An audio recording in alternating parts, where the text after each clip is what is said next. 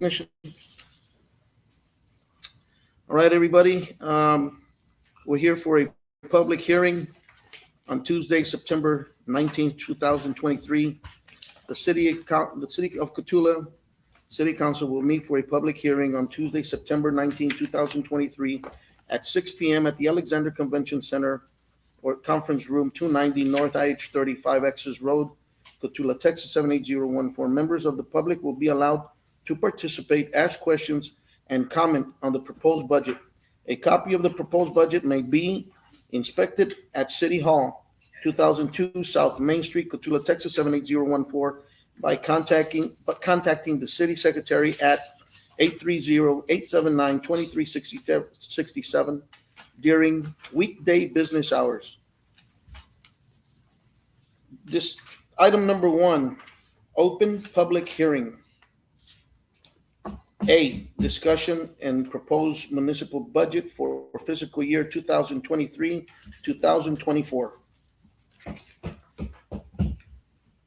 Mr. Garcia, you want to go over a little bit? Hello, my name is Ernesto Garcia III. Good evening, Councilman, Mayor, Mr. David Wright. We're going to kind of just go over the proposed budget for the 2024 for the city of Cotulla. So this is a balanced budget, meaning that the revenues equal the expenditures in this case.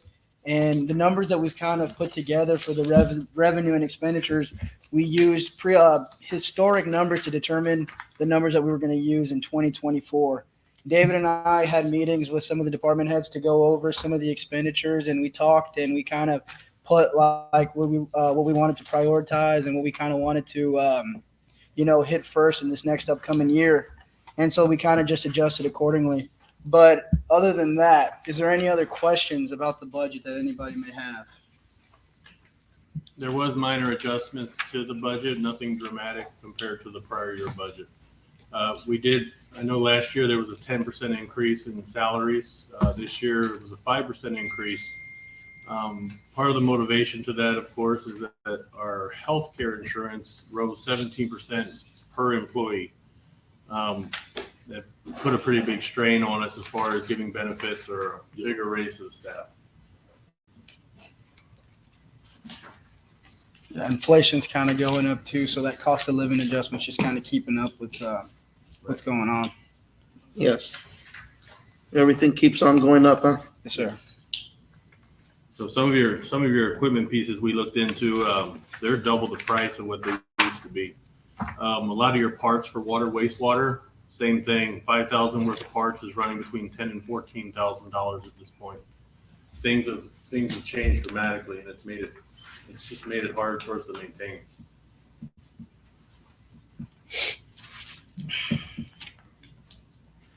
Councilman, any other questions on the budget? Or if you need another minute or two to review it, please do so. What the 0.7 of proposed tax rate is for this year, and what was the year before? 70 cents also. The same. So as far as the tax rate, the total rate has stayed the same. We had 2 loans that we paid off last year, which was government capital.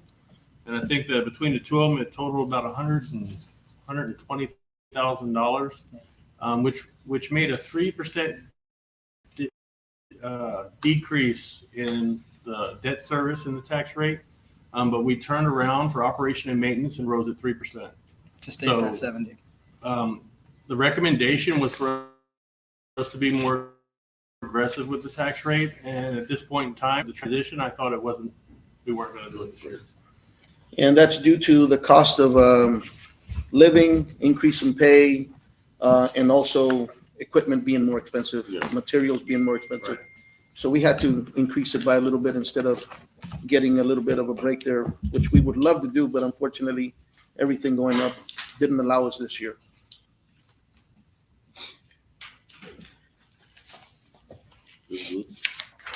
Any other questions? No question. Anybody from the public have any questions on the budget? If not, moving on to item number 2 of the hearing is to close the public hearing. It is now 6:05. and we're not closed.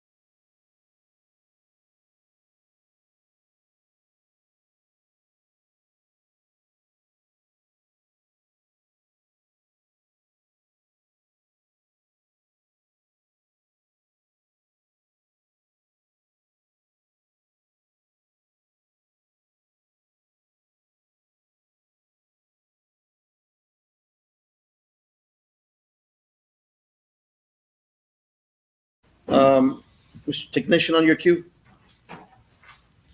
All right, everybody, thank you for coming in. This is a special meeting. The City of Cotulla City Council will meet for a special meeting on Tuesday, September 19th, 2023, at 6:30 p.m. at the Alexander Convention Center, Conference Room 290, North IH-35, Access Road, Cotulla, Texas. This is an open meetings, subject to open meeting laws of the state of Texas. Roll call. I believe Mr. Sertuche is not here. He did mention that he was going to go out of town. He called in. So I need a first motion to excuse Mr. Sertuche. First motion by Mr. Rodriguez. I need a second. Second. Second by Mr. Ayala. All in favor, say aye. All opposed, say nay. Motion carries. Will everybody please join me on the Pledge of Allegiance? I pledge allegiance to the flag of the United States of America, and to the republic for which it stands, one nation, under God, indivisible, with liberty and justice for all. Citizens to be heard. City Council cannot discuss any presentation nor may any action be taken on any given issue at this time. Ms. City Secretary, is there any citizens to be heard? All right, thank you, everybody, for coming in. Moving on to item number 5, Departmental and Committee Reports. Code compliance.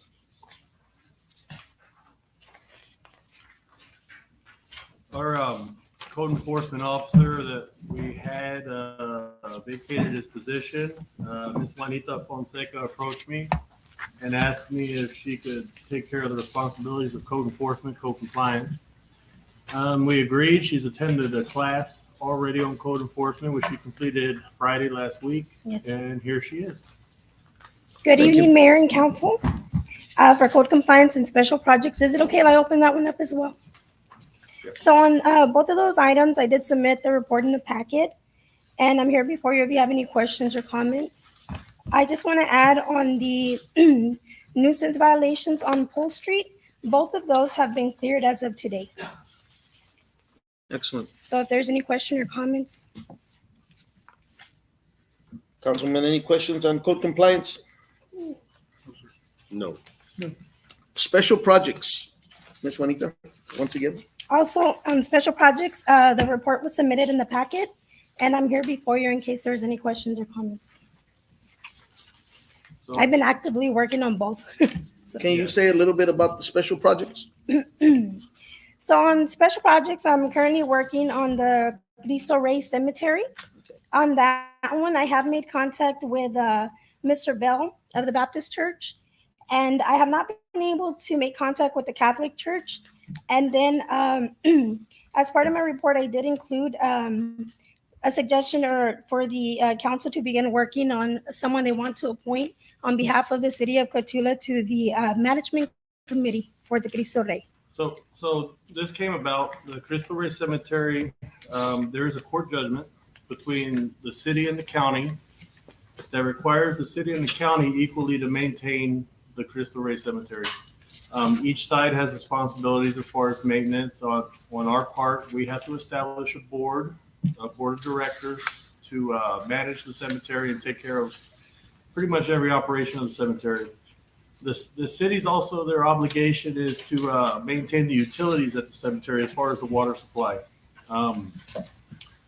It's pretty much all in the judgment. Also, we have to maintain a budget item around the dollar amount of $50,000 a year to help maintain the cemetery. The county also has to do the same. The board for the cemetery is going to be comprised of, and this is in the judgment, of representatives of the churches in Cotulla, a representative from the county, and a representative from the city. So at some point here in the near future, we will be coming back to council for recommendation on who they want to be as a representative on the board of directors. Board of directors, after it's established, is going to be responsible for everything at that cemetery as far as operations, cataloging. They're gonna do everything. We're going to oversee it, and we're going to provide them a budget. So, and that's generally what's going to happen. Are those employees going to be cited on that area for maintenance, or they're just going to be city workers rotating? in the judgment, they're supposed to hire a tenant for the Cristo Rey. Right now, I believe the county is taking care of the maintenance, and the city is actually supposed to have more hand in it than what we're currently doing. We have had conversations with the judge. He's understanding how it needs to go, and he's agreeing to how it needs to go. And we're just trying to move forward and get it done at this point. Yeah, this project's been going on, I want to say, since 2014, when the interlocal agreement was first made between the city of Cotulla and the county. Yes, sir. That's what I read. And the final judgment was passed in July of 22. So Another on a different subject. In her report, she's reporting that some streetlights were replaced. Huecantu was another one. yes, sir. Davis Street. Okay, these are not replacements. These are new street lights. I did learn that AEP will put street lights in free of charge as long as there's a pole existing. The issue is that, of course, the city would have to pay for the power on the light. So as we look back at our budget, we can implement X amount of street lights that may be needed throughout the town, or by recommendations of council where they believe there may be some lights needed. And we could add X amount next year. So Right. That's correct. So no construction costs will be added as long as there's an existing pole. Correct. Councilman, any questions? Ms. Juanita, thank you very much. Yes, sir. Thank you. David, would you like to read the report on municipal court? If you would, please. sure, Mayor. So I'll go ahead and give the municipal court report. So I got here September 13th, 2023, Cotulla Municipal Court monthly report for August 2023. So no payments were collected, no citations issued, no court was held for anyone this month. We are working diligently. Okay, I'm sorry. We are working diligently on pleas that we have entered and working closely with code enforcement, or the code enforcement officer. So the reason this report is this way is that the city has struggled to maintain and keep a code enforcement officer on the salary or on the payroll. If we don't have a code enforcement officer, then there's no possible way that, there could be citations issued or any kind of judgments made through the court. At this point, we do have a new code enforcement officer who seems very eager to get started and take care of the job. I would imagine at this point, we should have more citations issued and more, just more action. I'm going to bring up the town hall meetings real quick. Okay. We had a series of town hall meetings that were hosted by Ernie De La Rosa last month. And they were between different entities throughout Cotulla, business owners, general public. Every single meeting that we had, the public voiced the same exact opinion. Healthcare was number one, and number two was code enforcement. The public wanted to see the code enforcement officer get out, do their job, and see beautification in the city, see the cars removed, see all these kind of things happen. And it was a trigger to me. I said, well, wow, people actually want us to do it. Because I would see oh no, here they come, they're gonna pick on us, like as a negative way. But no, they want to see it happen. They want to see their city beautiful. They don't want to see the vehicles and the different aspects of trash and things like that throughout the city. So it really, I actually got excited about it, because it's how I feel too, and it's good that we have some support from the community to do this. So. I think along that line, David, that we're talking about, I think, to be honest with you, with the elderly situation that they're on a fixed income, they can't do certain things. The city needs to get involved closely with the city department, the churches get involved in creating a committee to help the elderly with cleanup in their properties, to where it won't be as expensive on them. And of course, we have worked closely with the sanitation department with Robbie on picking up, excess garbage and stuff on Yes. on properties, to where we can start somewhere and we can work together with the public to where we can start cleaning up somewhere and start, cleaning up, as best as we can. Yes, so our agenda item that's on the agenda tonight for the rate study for the departments. I was hoping to address this in as far as bulk trash pickup on a quarterly basis for the public, to where especially the elderly or disabled, to where the city can go to their property, pick up the bulk trash, and we can dispose of it. So that's actually that's a plan that we have that we're working on. We've done that before, but except the owners of the property, in this case, the elderly, usually gets family members that come in and help. And what they do, they put it on the city easement. Mhm. And then what they do is they've called me before. I've called the city administrator. City administrator or myself would be okay to call Robbie, which is street department. They would go in and pick it up. They've been doing that already. The only problem here is that we've done it only when asked, and if they don't ask, we don't actually go into their property.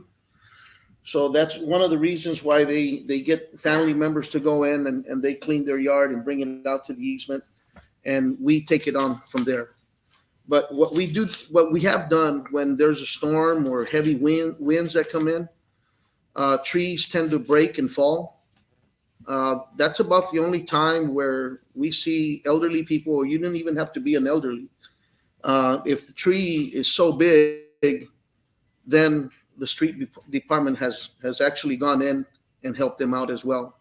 So it's something that we've done before, except we haven't actually cleaned yards for the elderly. Right.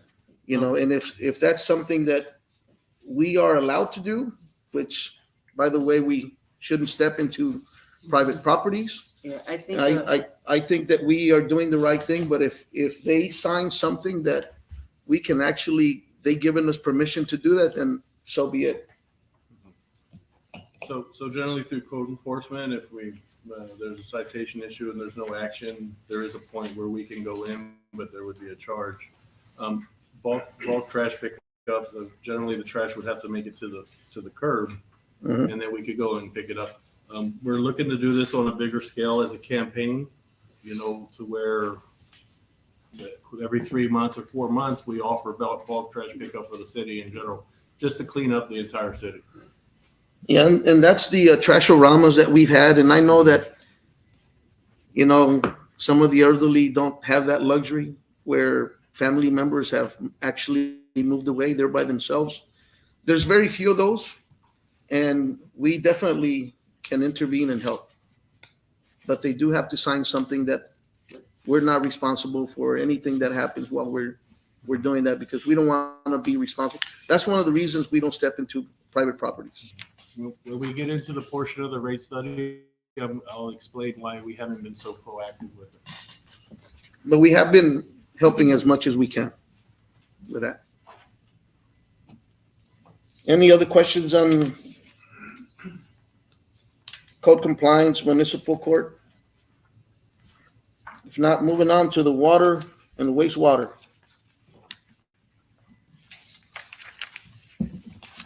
Good evening, Mayor, Council, Mr. Wright.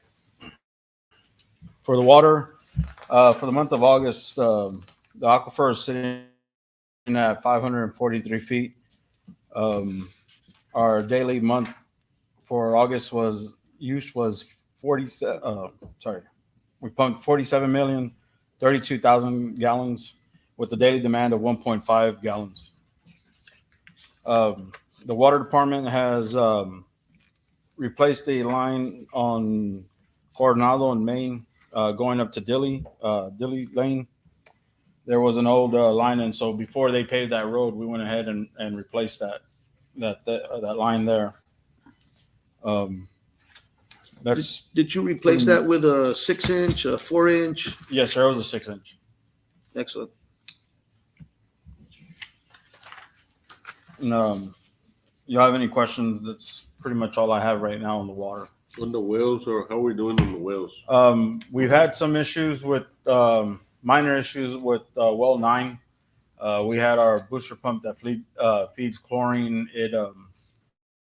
it was messed up, and then the solenoid also burned out on it.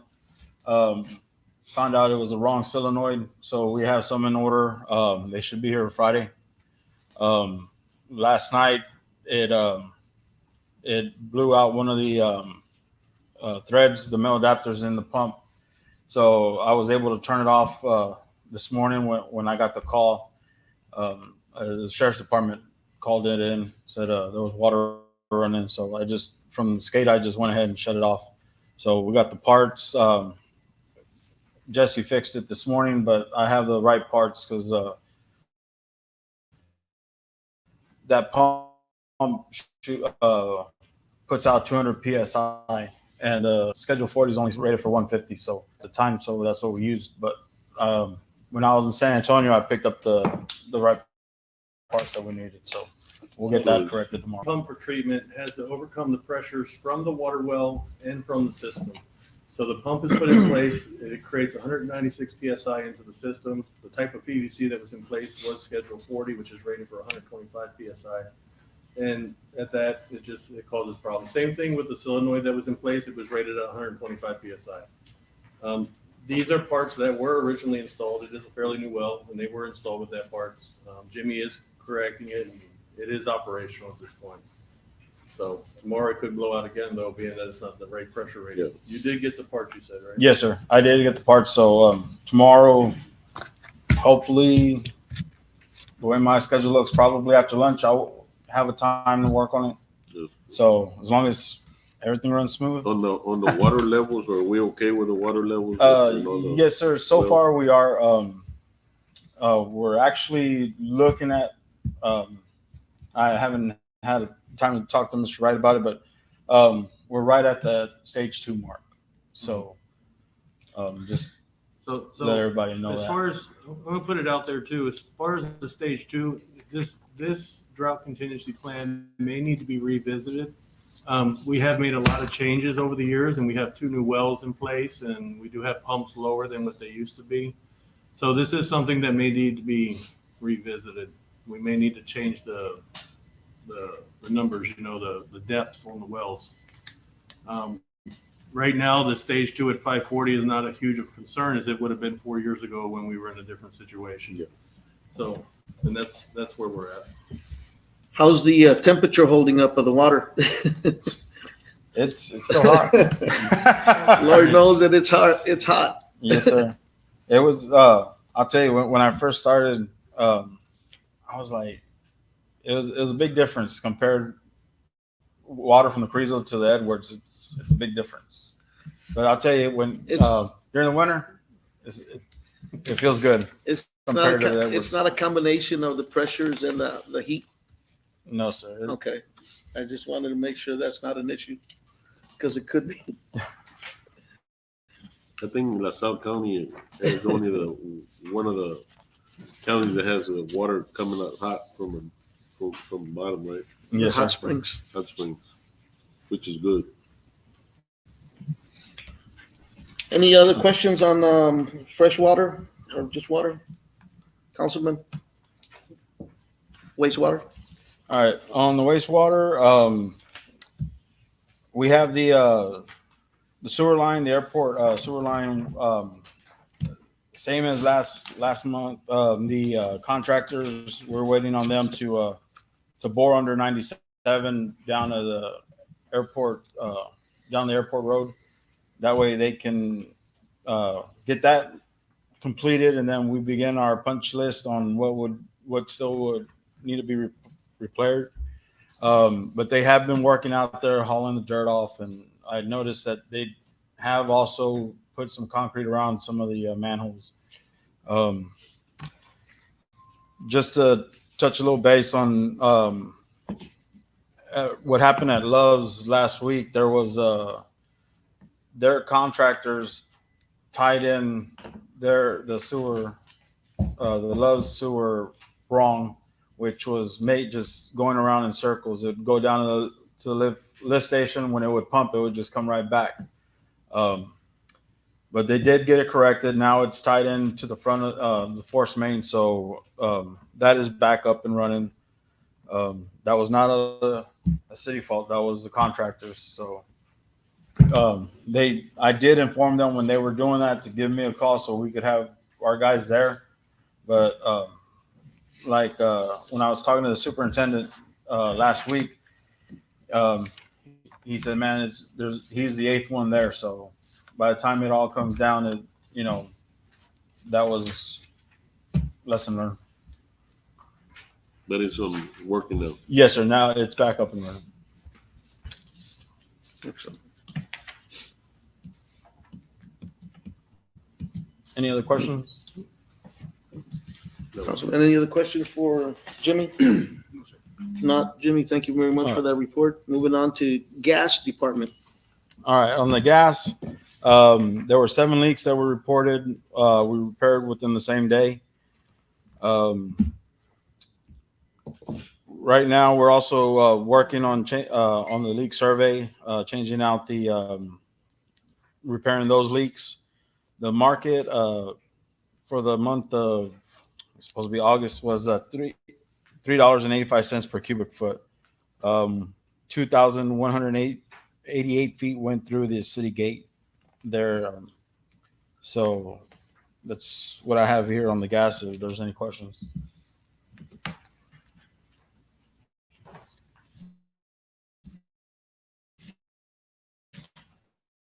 Councilman, any questions on the gas? No, thank you very much for that report. Jimmy, thank you. Moving on to item E, streets and parks.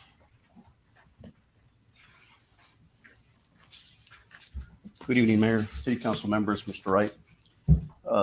We demolished a structure on 1105 Matamoros Street, and the customer paid the demo fee. We also utilized the walk-behind saw to cut a square of pavement on Kerr Street in front of the courthouse due to a water leak repaired by the water department and refilled with cold mixed asphalt. We also identified and removed some stop signs that were discolored on intersections with a high volume of traffic and replaced them. We also assisted the Parks and Recreation by painting the pedestrian crosswalks on each corner on North Ave. Let me see here.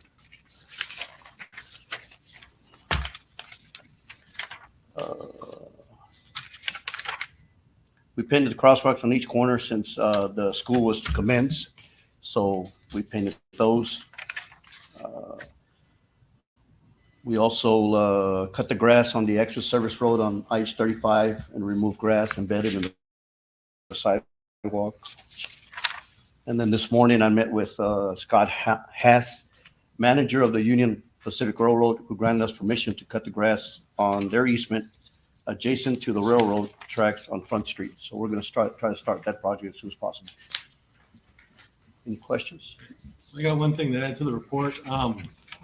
I've tasked Mr. Thomas to purchase no truck signs, no 18-wheeler signs to be placed within our community so that 18-wheelers no longer pass back into our residential areas. Have complaints from residents. I've had conversations with the county judge. We actually had an ordinance that was enacted in 2010 to this effect, and we were looking to enforce it. The sheriff is going to work with us in enforcing this. We just have to get the signs up, and we're proceeding with it.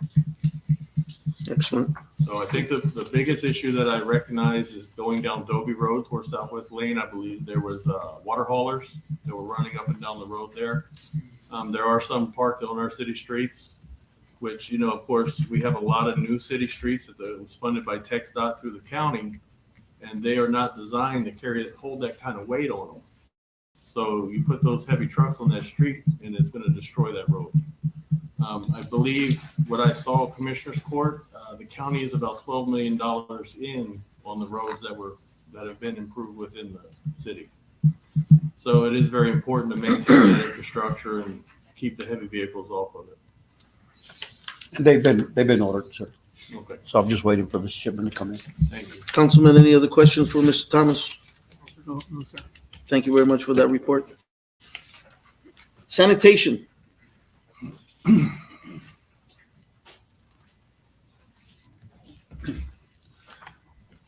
Good evening, Council. Mayor, Mr. Wright. In your package, you have the August 2023 monthly report for the transfer station solid waste. There was 35 total rollout trips made by the city of Cotulla for the month of August. 34 were to the landfill in Laredo, and one was to the metal auto salvage in Pearsall, Texas. 26 compactors, which consist of commercial and residential trash, was picked up for 303.45 tons of trash, 606,900 pounds. I want to reflect to last month's amount, which is increased 0.85 tons more for the month of August than the month before, with 23,700 pounds of more trash picked up in August and July. At the transfer station, we had 7 40-yarders containers collected for the month of August for 43.11 tons, 86,220 pounds. This is the transfer station, is where everybody goes on Wednesdays and Saturdays and disposes of their. That's a big jump from last month. Last month, we had 31.17 tons to compare to 43.11, 62,540 pounds more was collected at the transfer station. So obviously people are going and they are cleaning up, and they're going to the transfer station and throwing their bulk trash out there. We did have, like Mr. Thomas said, we had one demolition on Matamoros. That house was 7.64 tons for the total of 15,280 pounds came out of that. And we did have one metal container transported to Pearsall Auto Salvage for 2.86 tons, 5,720 pounds. I didn't have a container the month before, so I have nothing to compare it with. Do I have any questions? On the trucks, the rollouts are working in good condition, no Yes, problem? sir. Both rollouts are in good condition. Trash trucks too? The trash trucks, they're all working. I had already set an appointment. Fortunately, it's under warranty still. So that is a positive for the city of Cotulla. The new trash truck, the AC compressor went out. So I will take it Thursday to San Antonio and I'll get fixed free of charge. Hey, Mel, why don't you speak about the condition of your street sweeper? Okay. The street sweeper is operational currently. It's not at 100%. It is going to 11 years having that sweeper here with constant use week by week. It's being utilized as best as it can. Out of, it's at 60-70% the sweeper. What's going on with the sweeper is it's accumulating a lot of holes in the back where all the dirt's collected, and we get that replaced constantly. And little by little, we've been seeing, I've been having cosmetic work done to it or engine work to it. If it's not the water pump, it's the tension belt, it's a hydraulic hose, and so forth and so forth. But it's getting repaired. They're getting repaired, but it's not really in 100% condition. How many miles is that thing? Miles have 40,000. And Keep in mind, hours, because it's just here in town. It doesn't go out of town. and hours, Hours, the engine has 1,000, to be exact, 1,172 hours, the engine in the back. So pretty much that piece of equipment may be at its useful life. We have had preliminary discussions, and I know 11 years ago when we purchased that one, it ran around $150,000 for that piece of equipment. Today, a piece of equipment comparable to that street sweeper is running at $350,000. The budget, of course, next year it's not going to be able to happen, but maybe the year after we'll be able to do something. We are patching it. We've had several patches in the last few months to keep it running and keep it going. And right now, that's how we're gonna have to maintain it. at some point I could look forward to government capital and maybe financing it or something like that. When you say patches, what kind of patches? So the containment in the back of the machine where all the dirt and debris goes, it's rusting and it's getting holes. There's been some motor repairs to it. The actual sweeper mechanism on the bottom it literally broke off, and they had to repair that. And I think that's been within the last month. Is that correct? Oh, yes, sir. As a matter of fact, the sweeper just came back in service last week. And after being out for about a month and a half, what was going on with the sweeper, I was using it for a day or so and something will break. We'll fix it. Another couple of days, something else will break. And I had to be putting out of service. So it's operational. This in a week and a half, Hidalgo, Matamoros, Saltillo, Linares, Goff, Guadalupe, Medina Street, Thomas Street, all around the courthouse and the front street for the homecoming parade, Highway 97, and there's probably a couple of more. All those streets has been swept in the last week and a half since it became operational again. Again, not at 100%, but it's operational. Councilman, any other questions on sanitation for Mr. Martinez? So it breaks almost every time. Sir? It breaks almost every time that it's really being used. It was at one point. Right now, I've been using it for a week and a half and crossing my fingers. Everything's working okay so far. Okay. Yes. If we get a new one, we can use that one as a backup, right? We could do that. Right now, there's a lot of cosmetic things that need to be done with it. And if you see one of the roads that are swept, you'll see lines of dirt. Mm-hmm. And that's just part of things that it's wear and tear that needs to, that's something out of my control. If somebody sees like, wow, he swept, but there's more dirt on the street that's on the curb, it cleans the curbs real nice, but it's not picking too much dirt. I've seen it. Yeah. But there's nothing I can do. And the water, I think there was a question last city council meeting about the water. The water specs are working. The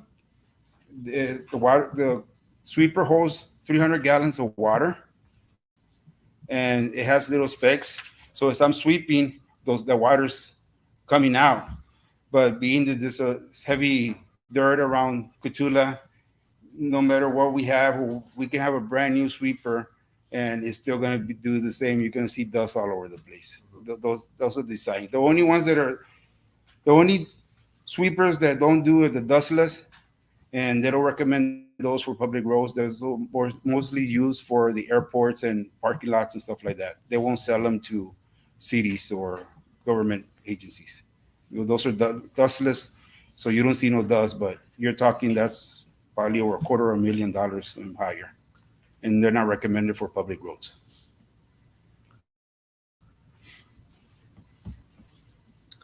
Mr. Martinez, thank you very much for that report. Thank you, Mayor. Moving on to item G, animal control. Thank you.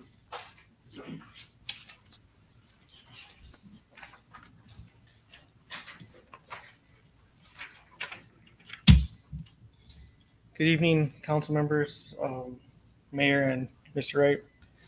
For the month of August, I had a total of 10 work orders. I had one dog adopted, 3 of them rescued, a total of 3 deceased animals that were picked up, 3 dogs that were euthanized, a total of 12 that were picked up off the streets, and 2 animals that were caught in traps were a possum and a raccoon.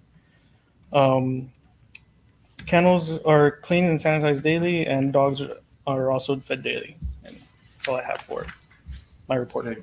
I have one addition. DJ went through the courses for the CDL training, and he passed, and he currently holds a Class A CDL. City is something that we generally do is we pay for it, and he did it, and congratulations to him. Congratulations. Thank you. It was nerve-wracking. Any questions on animal control report, Councilman? Thank you. Thank you. David. Main Street. Good evening, Mayor, Council, Mr. Wright. I have included my Main Street report in your packet. If you have any questions, I'm here to answer them for you. One thing that I did leave out of the packet was that Chick-fil-A will be returning on October the 4th and October the 25th.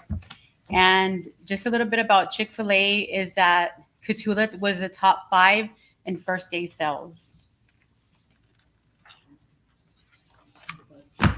So, any questions? On that Chick-fil-A, since they're coming, I know they came to Pearsall, they're coming to Cotulla and small towns. What's this possibility for them to be? We haven't gotten that yet. Honestly, we haven't gotten that far. Have you asked them what do we have to do, or? I did ask him and said we'll talk later. I know that I've been following his social media, and they did reiterate this week that some towns were not producing that much revenue, so they are removing towns off of their list and they're going a little bit further. So if we can continue to stay on the top 5, they did notice that where we put them, they were centralized. So they were really in shock, like, oh, wow, y'all don't have much here. And so it was really good feedback that we got from them. So we'll start talking later. I've noticed that y'all put tables and all those kind of stuff. Correct.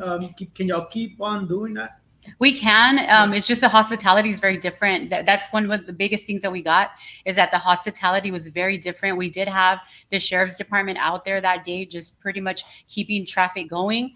And one thing that I did mention to Mr. Wright is that this was all Cotulla. I was out there all day, and from the very beginning to the very end, and it was all Cotulla. It was basically locals. It was not oil field. It wasn't anybody like that. It was all locals. We pretty much knew everybody that was going to order, the school district, the correctional facility, like Border Patrol. It was more locals than anything else. So to say that it was anybody else, no, it was all locals.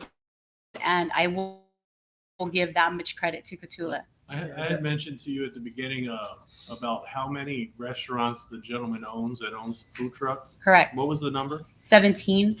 17 restaurants. Correct. So that alone should give him motivation to build here, as long as we keep showing support, and then maybe we can get a Chick-fil-A. The gentleman, he doesn't just own a food truck; he's got 17 stores. So if we keep showing support, maybe we will get one here. And another thing is that I believe, if I'm not mistaken, nationwide there is 7 trucks nationwide, and 4 are in Texas, and then the rest are everywhere else. And he did tell that to somebody, and I overheard him, and I was like, wow, So we're very lucky and very fortunate to have spiked their attention and brought them here, and and I will continue to do what I can to continue to have them come. Maybe we can be ahead of it, and show them areas that they're eligible to build, and be always a step of them, step ahead.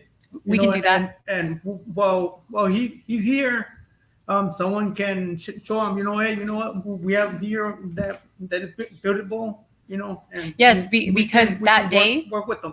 Yes, because that day he did sit at City Hall, like he was cooling off, and I know that he was at City Hall just there. So he lets his crew do what they have to do, and all he does is drive the truck, and then he'll go and help them whenever he needs to. But he does have free time that we can take him around Cotulla to look at other options that we have for him.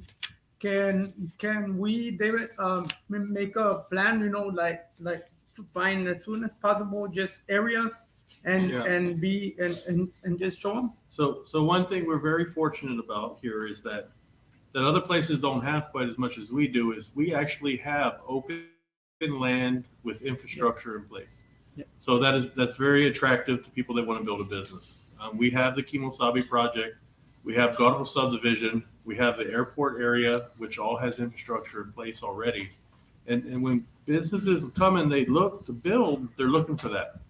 When it's not in place, it takes them forever, and the city wants them to do half and half, and just different things that turn them off to the growth. We're poised for growth here. You know, Yeah, we have water, we have infrastructure, we're ready to go. They All were- we need is the people to come and do it. They were here in 2013 or 2014 also. And they came in. So maybe this time it'll be different and they'll wanna build Yes, and sir. stay. And one last thing that I have is the Hispanic Heritage Festival is going to be next Friday. And I am extending an invitation to all council members and the mayor to be present at 7 p.m. for a presentation to citizens. And basically, it's just a thank you for making it happen for the citizens. So I would really appreciate if you could be there. And that is all I have, unless you guys have any more questions. Thank you. Thank you. Accounting, Mr. Garcia. Good afternoon, Mayor, Councilman, Mr. Wright. The first report we're gonna go over is the sales tax. For the month of September, we collected $167,601.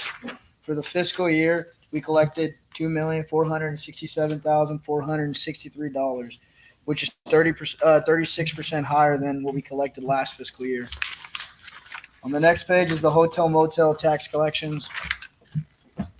For the month of August, we collected $65,950. The fourth quarter total so far is $260,082. The total since October is $1,162,375. On page 6 is going to be the general fund total revenue and expenditures.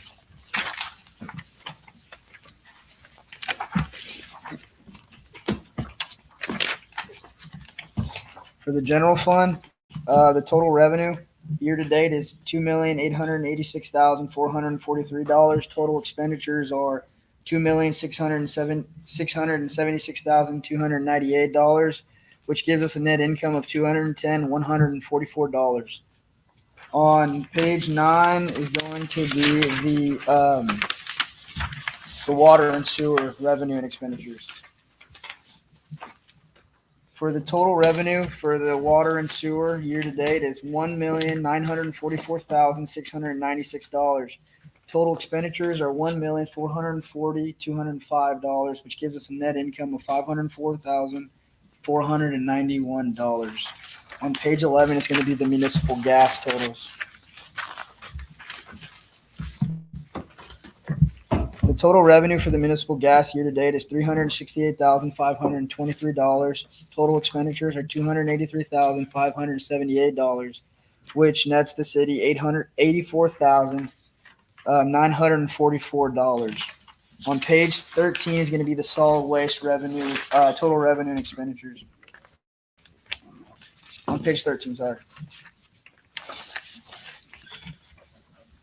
The solid waste total revenue year to date is $763,618. Total expenditures are $903,122, which gives us a net loss of $139,504. The next report attached is going to be a check register for the month of August. And that concludes my presentation. Is there any questions with my report?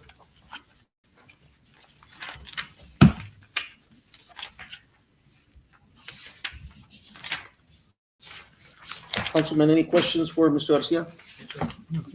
Appreciate it. Garcia, thank you very much for that report.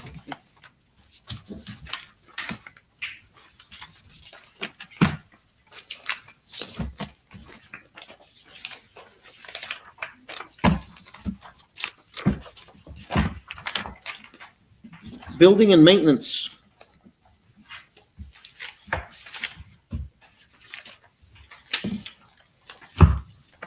You want to? Building maintenance department, there was really no updates. Yeah, no changes, No, just the he's day-to-day. been maintaining the convention center at this point. Okay.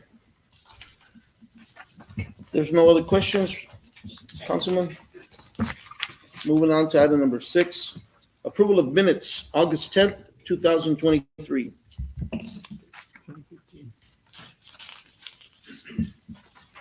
Ms. City Secretary, any changes to the minutes?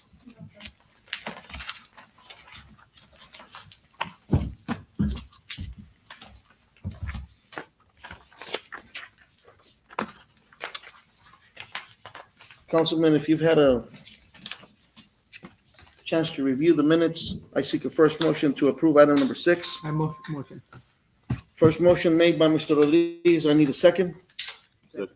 Second by Mr. Lopez. All in favor, say aye. Aye. All opposed, say nay. Motion carries. Moving on to item number 7, discussion and possible action on an ordinance of the City of Cotulla, Texas, rezoning Lot 9, Block 2 of Myers addition from Class A Single Family Residence to Class F Retail Business District as prescribed by Code of Municipal Ordinance City of Cotulla, Section 58-5, amendments declaring a public purpose, incorporating recitals, providing for severability, and setting an effective date. This is the gentleman that was at the meeting last month that was looking to open up a hamburger shop on Lago Gonzalez. And the council agreed to allow him to go through the zoning process. We had a public hearing last week. The hearing opened, hearing closed. There was no attendance, no comments. Ms. City Secretary, he has completed all his prerequisites, requirements. Excellent. Councilman, I seek a first motion to approve item number 7. Motion. First motion by Mr. Rodriguez, second by Mr. Lopez. All in favor, say aye. All opposed, say nay. Motion carries. Moving on to item number 8, discussion and possible action to award the Plaza Florita Restrooms and Parking Facility project to KJ Oilfield Services based on the recommendation of Frank Architects Incorporated for the bid of an amount of $723,000. Mr. Solis, would you like to start off on this one? Good evening, members of council, Mayor, Mr. Wright. Rick Solis with Frank Architects. We issued a letter, and I'll just kind of go over some of the finer points on the letter that we issued. So on August 23rd of this year, sealed bids were due for the aforementioned project, Plaza Florita restroom and parking facility. The bids were opened and read on the same day. I believe that Councilman Sertuche was in attendance as well. We had one bidder, KJ Oilfield Services. The one bid that was received was in the amount of $670,000. With our contingencies that we added to the project, the total project value is $723,000. Working with Margie from Main Street, we did check references, and she did a really good job actually of checking those references for us. She talked to City of Pearsall and the county as well to check those references. Everything seemed to check out well. We did call their insurance company, and we were notified that they are indeed able to get the insurance required for this project. I believe they're just waiting for the contracts to be signed in order to purchase or to get that those insurance and bonds issued.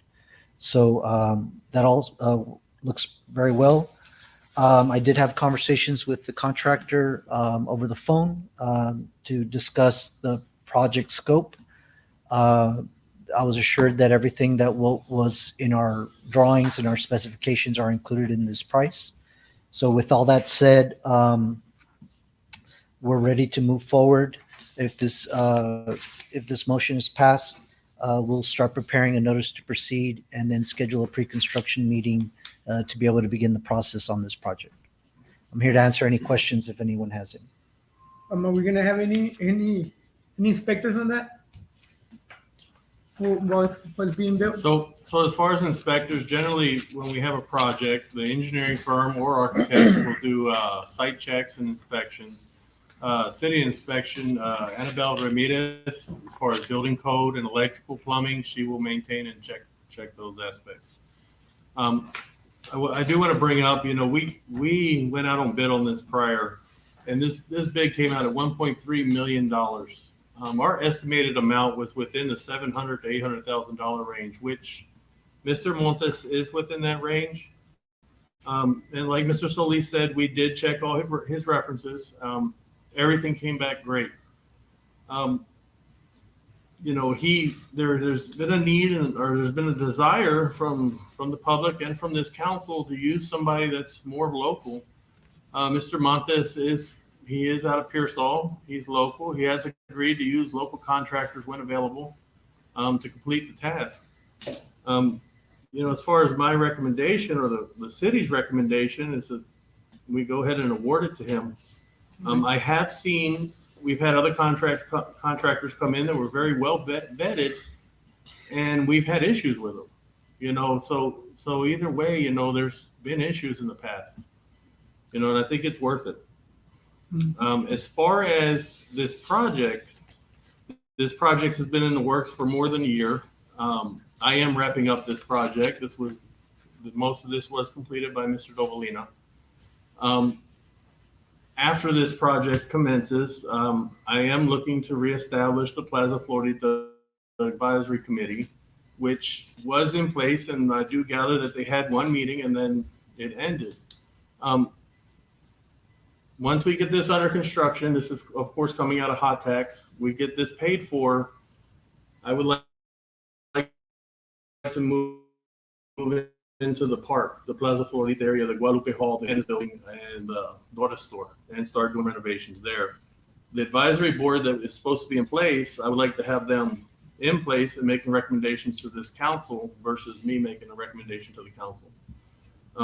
But that's going to occur after this project. So being that it was already started, and it's already happening. Has this gentleman, I'm sorry, has this gentleman already, has he done any historical district Mr. Montes, buildings or? Historical buildings, basically, this is not a historical building, we're building any building. Yes, you are. What we're doing is building a new building to match your historical building. That's correct. Now, we do have in place an insurance that is costing ridiculous money due to the fact Yes. that it's considered a historical building, but there's no building, there's nothing there. Correct.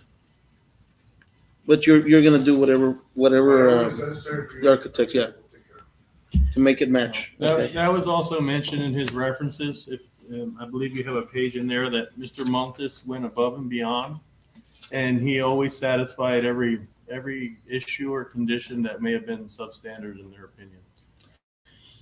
And also payment, is it gonna be also in phases like we usually? Yeah, done? so, Okay. so as far as Frank Architects is concerned and what our scope, so we're handling all of the construction administration.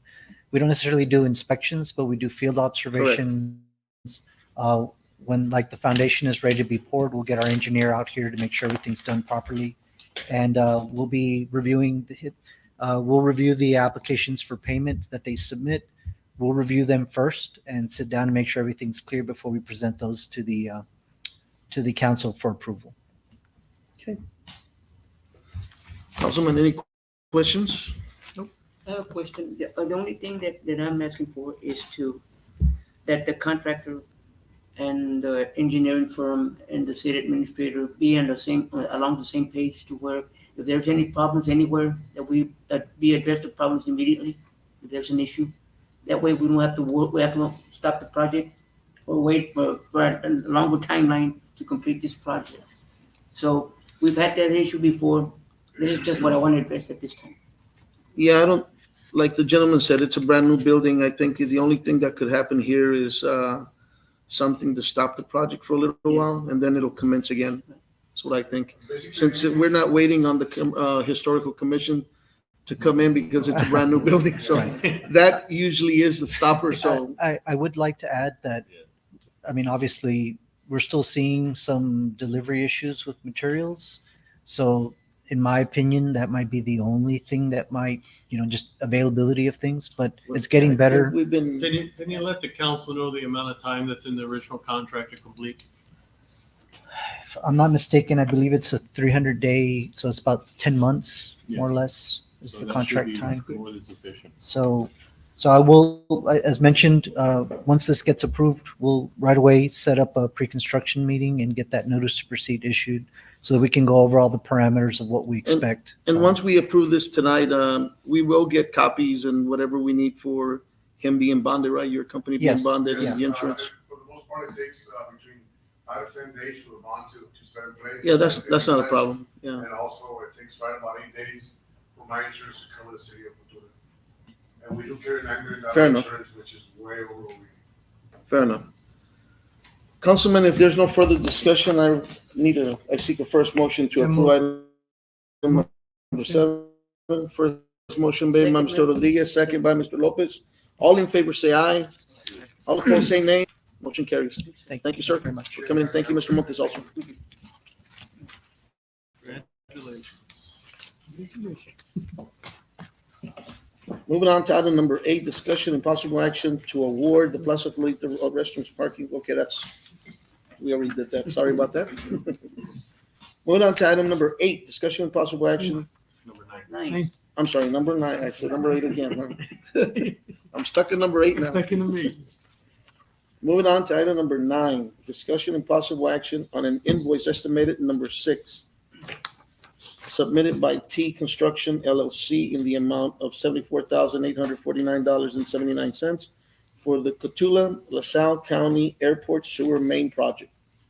The sewer main project was approved through council at a total of 1.395. This is a draw on that dollar amount. Like Mr. Ordenday said during his report, that they have all but wrapped up on it. They are lacking, I think, one bore across Highway 624, and then they'll probably complete the project. 97, excuse me, 97. So this is just a draw on the project. So this is not the final draw. This is not the final. There'll be another one after this one. Councilman, any questions on item number 9? If not, I seek a first motion to approve item number 9. So movement. First motion by Mr. Lopez, second by Mr. Ayala. All in favor, say aye. Aye. All opposed, say nay. Motion carries. Discussion and possible action on a request submitted by Dr. Jack Seals, CISD intern superintendent, requesting permission to close certain streets around Newman Middle School and Old Ramirez Burke's campus elementary. So me and the mayor went and met with Dr. Seals and Dr. Cervantes about this. What they're looking to do is during school hours operation, they want to close Tilden and Leonard Streets. When the elementary school was open in that area, that was generally happening already. They do have a plan from the middle school to the elementary. They want to utilize the facility for athletics and different aspects. So during the day, they're asking that they're going to have the children cross the street over from the middle school to the elementary. In my opinion, or the city's opinion, either way, they already had it this way, and this is really just making it, formal. The Leonard Street, their concern there was all the chases. They're worried about a high-speed chase coming into that area. So during school hours, they were also looking to close that road. So, because that one comes right off of 468 stop sign and runs right on straight down to the school.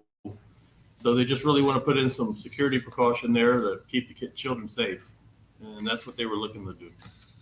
And the bailouts have been happening on that side of town. I know that at least on one, and I got a phone call to see what we could do to take safety precaution on that. But I did address it, and sometimes there's not much we can do, but for the school, at least we can try to help out by closing some streets and letting them do that. So if there's no further discussion on item number 10, I seek a first motion to approve item number 10. So moved. Motion. Second. First motion by Mr. Lopez, second by Mr. Rodriguez. All in favor say aye. All opposed say nay. Motion carries. Moving on to item number 11, discussion and possible action on a proposal submitted by K-Pax Consulting Group to provide water, sewer, and natural gas utility rate analysis services in the amount of $30,000. Okay, this one here, there's no easy way to say it. You know, a lot of our projects and stuff like that we're speaking about in this agenda tonight is either coming from hot tax or it's coming from grant money or Texas Water Development Board funds. We've gotten into a situation to where I see that every single department within the city of Cotulla is being subsidized, where it's pretty much the doors are staying open. It's being subsidized by sales tax. There's not one single department, water, gas, and solid waste, that is operating independent at this point. Prices have increased, and they've increased dramatically on all the goods and services that these departments require to operate. Municipal solid waste by itself, and I'm going to put it out there, and it's in the audits. Last year, we were at a cumulative loss of $2 million in that department.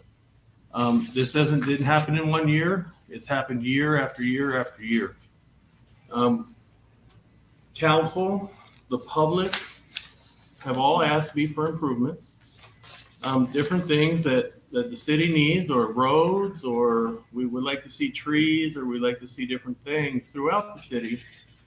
And as long as, of course, our tax rate maintains the 70 cents, and our departments are depending on the sales tax, it's not possible. So what I'm looking to do is have a rate study completed to see where we should be and where we're supposed to be, just to maintain and break even.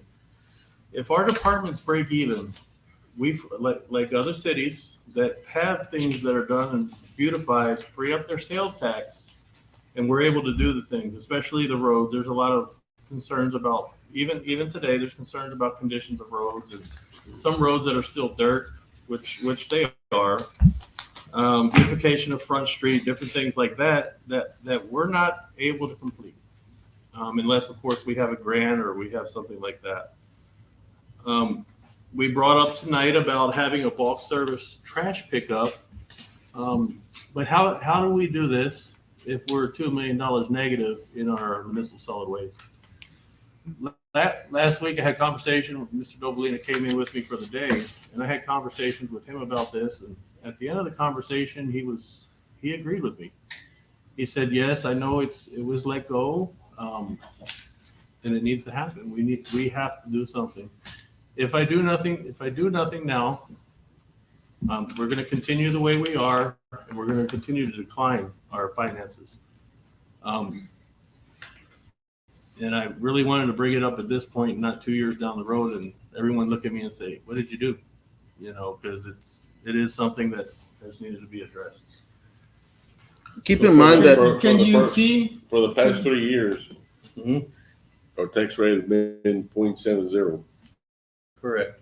So it hasn't gone down or up. It hasn't moved. It's been the same for the past 3 years. Yes, sir. Didn't we once have it at 0.74? We did, and it was actually dropped from that point. It was dropped 0.4.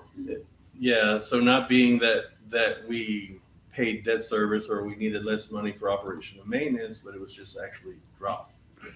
Yeah, I want to say over at least the last 3 years, and just working for the city myself, I know from our financial people that the recommendation has been for rate study, and it also has been for a tax increase.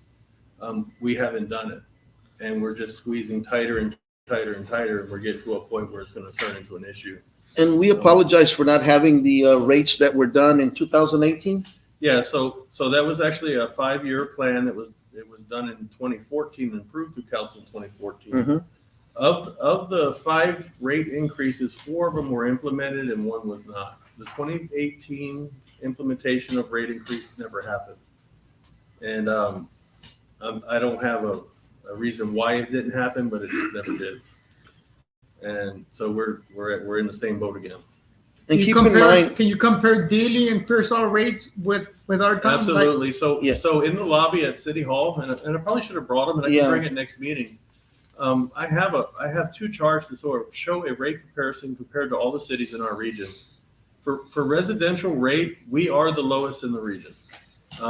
It shows an average. It shows where we're at. As far as commercial, we're second. George West is the cheapest on commercial, and then we're second. Everyone else is higher than us. And I know this is a hard thing, and I know what I know is Mr. Dovalina did exactly what the council wanted and the people wanted. He kept the rate low. And by doing that, at this point where we're at, now we're subsidizing off our sales tax, which we use to pay payroll and we use for improvements, capital improvement, different things. And the money's not there. I mean, you see our current budget, our capital improvement for the whole year is $160,000.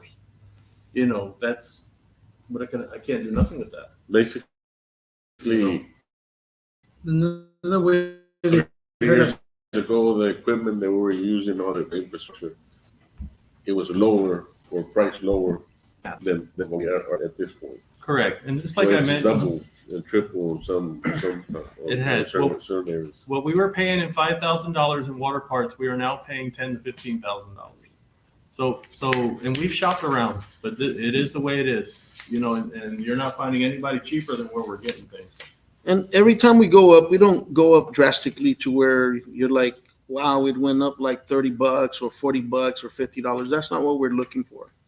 It's something reasonable, just Right, for it's- our departments to be able to work Right. and keep operable. So if you look at this point, and Tres could speak a little bit on this maybe, but you know, municipal solid waste owes the general fund $2 million.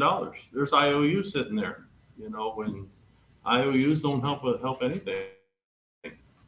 Same thing with some other funds. There's IOU sitting there. As far as our debt service and what we have to pay out the Texas Water Development Board, it's pulled from everywhere to pay it. And then the hope is to get the money back into where it's supposed to be. And pay it back. But that hasn't happened because we don't have the funds to do it, you know. But this will be a start to help the department. And all we're asking for is just the rates to be looked at. And then if we need to implement them and go up, that'll be another meeting. Right now, we just need to get the study underway and find out how low are we again? Because every city goes up every year or every other year. Now, if we're second to the last on one department, now I'm sure that we're way at the bottom because we haven't changed rates in what, 5 years? Since 2018? Yeah, we did 17's rate increase in 18. Mm-hmm. And then we never did 18's increase. Yeah. So if there's no further discussion on item number 11, I seek a first motion to approve item number 11. Motion. First motion is made by Mr. Rodriguez. I seek a second. Second. Second by Mr. Ayala. All in favor, say aye. All opposed, say nay. Motion carries. Item number 12, report and presentation by Ronald Rocha with Lineberger and Sampson LLP on delinquent tax report. Good evening, Mayor, Council, Mr. Wright. This is the tax report for delinquent taxes from August 2022 through current August 2023. I provided a binder on your dice there. I'm going to start on Chapter 2, page 5. Give you an idea. So in October of every year, the tax office mails out your property tax notice. From October through the end of the following January, you have you can pay the base tax. February 1st of this year, for your the taxes start collecting penalty and interest. In May, a statutory notice is mailed out called a 3307 notice. That is mailed out if you haven't paid your current tax. Then on July 1st of the year, that delinquent tax gets turned over to us for collections. So give you a kind of an idea, if you look on page 5. So in May, if you see May 2023, that is what's called the 3307 resolution. Those are the individuals who still had tax year 2022 taxes still due. So at the time, you had about 991 accounts, little more than $699,000. On July 2023, the taxes were turned over to us for collections. You had at that time about 717 accounts at 345,000. So you see how it dropped quite a bit. Those, if you see above those, you see the September mailing we did, 2022 tax lien notice. You see the September 22 tax lien notice. Again, those are all for tax year 2021. So this month of September of 2023, we're going to do additional mailing for those who did not get mailed on or who has not made a payment arrangement out of those 717. Also, we did this within the last year, we did 2 mailings. I have a handout in the front pocket. You'll see that here, in the very front pocket. It's called the Texas Homeowners Assistance Program. We did a mailing on the federal government, because of COVID, gave money to the state of Texas. That money was to be used for property taxes that are delinquent, for mortgages that were delinquent that were affected by COVID. This past year, we mailed out twice to those individuals that we had that were delinquent and coded and listed as a homestead with the appraisal district. We mailed out those notices. It was up to those individuals to contact the Texas Department of Housing and Community Affairs to provide the documentation to the state. If they qualified either for tax or mortgages, again, we only mailed out for the taxes. They would pay off the taxes for a certain amount of years that were delinquent. If there was a active lawsuit, they would pay the lawsuit off also. Now, the reason I'm not bringing this up again is this program ends this month. The state, and that's why I put the information on here. The state sent out information that the program ends this month. And again, those who did not qualify, if they contacted the state's going back for those individuals to reapply to see if they do qualify for other assistance or for taxes. So this information has been provided on the school delinquent tax notice, tax office information was provided there over a year ago, and also the county's tax office provided there for over a year ago. So anytime we do a contact with individuals who we consider that it's their homestead or they may have some type of title, we inform them of this program also. So hopefully, again, this is the last month for this program. Again, after that, the different letters which pertain to each of those mailings that we did. On to page 11 is a target mailing. So our systems, our IT system, based on an Oracle-based system. So anytime we get the information from the tax office of all the delinquent accounts, it's put into our system by the taxpayer's name, tax delinquent, legal description, and so forth. We do a skip trace on, again, a phone number. We make contact by either mail or phone. Anytime someone sends us information, and this is before tax lawsuit, is updated into our system. Any phone numbers, any correspondence updated into that account for that particular system. This targeted mailing, those mailings that are done within the litigation process. So every month, letters are sent for trial, for notice of court calls, for taxes, for payment arrangement, etc. All that is mailed out and updated in our system. Chapter 3 is our taxpayer inquiries. Again, because of our system, we notate all the outbound collection calls and letters. You'll see those for the month, for the year, each one for the month. And then the next page, we have our inbound correspondence, phone inquiries, and walk-ins. So we do outbound collections, and then we also do any inbound correspondence and phone inquiries. We update our systems, and we know who contacted us. Page 14 are payment arrangements. Now, these are not payment arrangements with the school district. When you go to the school district, the school district asks for a certain down payment. Sometimes individuals cannot make that down payment. We reach out to them. If they can make that down payment, it says, go pay something. When the schools you paid something, we'll put a 30-day hold. We won't do any type of litigation. We won't do any mailing. We'll contact you again after 30 days. We'll see who you are. Our main goal is to get them in there to get a formal payment contract. If they get a formal payment contract, which a payment contract can be a maximum up to 3 years under tax statute, it prevents any type of litigation or lawsuit from being filed. Now, let's say a lawsuit is filed. They can still get a payment contract, and the payment contract prevents any type of foreclosure on the property.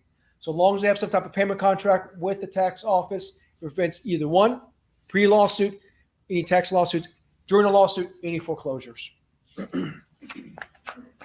Page 15, chapter 4 is the research, address and ownership research. So information that the title owners are at the appraisal district. The appraisal district sends that information to the tax office. The tax office sends that information to us. So we do a mailing. Mailing goes out, comes back, bad address. We do a skip trace, both address and phone numbers, and we resend. Once we get a new address, we resend that tax notice from our office to the individual. Now, we cannot update the tax roll. We cannot update the appraisal roll. It's a responsibility of the taxpayer. If they move or have a change of address, it's their responsibility to go to the appraisal district to update that address. So if that address is updated to the appraisal district, it gets sent to the tax office. So the tax office notices are being sent to the proper address, and the information will go to us. Now we'll send them the information on the taxes due, but again, we inform them, contact the appraisal district. This is the reason you have not received your tax notices, because if they moved. And you see every month the number of accounts we've updated to get new addresses. Page 16 is abstract and title process. So at a certain point, we've sent out notices. We've done the mailings from July, August, September. We do a final one in January. If we get no payment arrangements or no one contacts us and they're still delinquent taxes and it's a real property, we send a list of accounts to the tax office. If the tax office approves, we get our abstractor, go to the county courthouse, to county clerk's records, pull the title. All the title of the title owners, lien holders, anything filed a public record that have an interest on that property. So if you see for the year, we requested 70 real property title records. We got back 42. Again, we might receive some, they pay it off, we cancel it. We receive 42 during the year. That does not mean we're going to file 42 lawsuits. So if you look at the next page in litigation, lawsuits filed for the year ended up being only 14. Is we try to get those individuals into the payment contract, or they'll pay it off. So out of those 42 we received, 14 lawsuits were filed in the year, totaling over $66,000 to the city. Now, Miss Juanita, she's not here. I just know she's back in co-compliance. In the past, I went work with Tommy on co-compliance. He would contact me. I worked with Miss Juanita when she was at another city on co-compliance, and I will reach out to her. So when there's an issue with co-compliance regarding a property that is vacant and they cannot find the individuals, it gets returned mail, contact me. We'll try to do a skip trace to find an address to give notice to those individuals to do whatever work needs to be done. If there's a property that needs demolished, we clean up, same thing. Also, if we have a property under lawsuit or close to be sent for sale, and they let us know, well, advise the city, well, don't clean it up yet. We're going to set it for tax sale. Let's get it sold and have someone else clean it up, and having the expense of the city come into effect. So I'll get with Miss Juanita on that. I'll email her tomorrow evening. Tax warrants. So within the city, these particular tax warrants, under the one person's name, these were mineral accounts. So we do several different types of tax warrants. We do business tax warrants, mobile home tax warrants, and royalty accounts. So there were actually, for this particular individual, there were 10 accounts. 2 of those accounts were in the city limits. And what we do is you contact the individual. For some reason, with royalty accounts, they don't think they have to pay tax. Well, they do. So they won't, in a majority of the time, they don't live in the county. They live outside the county. So they're pretty much saying, what are you going to do to me? You can't go after me. Well, we can. So what I do is file a tax warrant to seize the royalty accounts, the checks from the operator. So I file the warrant, send it to the operator, send it to the royalty interest owner. The operator will then send the check over to the tax office for those years that are in my warrant and get those paid off. So that's how that process works. Page 18 are trial judgments. We took 8 judgments in the year, over 115,000. We released or dismissed 4 lawsuits. Citation, we have 25 lawsuits which we issued citations. So what that is so when a lawsuits are filed, we file the lawsuit, you have to give notice to those individuals that there's a lawsuit. Sheriff goes out, serves those individuals with a citation. A lot of times those individuals are trying not to get served. And so it comes back after 90 days and we have to reissue the citation. But every time we reissue the citation, that's an extra $100 to the court costs that the taxpayers going to have to pay at the end of the day. We have a motion and orders appointing attorney and items. Those are those individuals who are deceased. The court appoints an attorney to represent the deceased parties when we go to trial to enter a judgment. So that deceased parties, if there's no affidavits, heirship, or wills filed, those deceased parties have someone to represent them in court. Page 19, our business personal property enforcement. We sent 3 notices of seizure. We did not do any seizures. We got those individuals on a payment contract. Then we have our tax sales. We had 3 tax sales in the year. We have 12 set, 4 were sold, 1 was struck off, and 7 were canceled or paid. Now, the struck off are those properties that are struck off to the taxing authorities to be held in trust to be resold again. Currently, right now, within the city limits, we have 8 properties that are struck off and being held in trust by all the taxing authorities. Our goal is trying to set them back, get them back on the tax roll. We're going to have these properties set for resale again in December, and again, trying to get them back on the books. If I cannot get them sold again, I'll come up to the city, into the different taxing needs, see if we can get them for a lesser bid amount, just to get them back on the books. But so the 8 that are set or in the city limits are going to be set for the December resale. Again, we have bankruptcies. We have a separate bankruptcy attorneys. For the year, there are no bankruptcies, but we do have a prior bankruptcy. There was 1 filed prior to August 2022. We have our claim filed, total $330 due to the city. So at some point through that bankruptcy procedure, that's the tax amount we paid. Page 2021 are our tax collection process and our bankruptcy procedures. Page 22 are the last 5 years of the delinquent tax collections.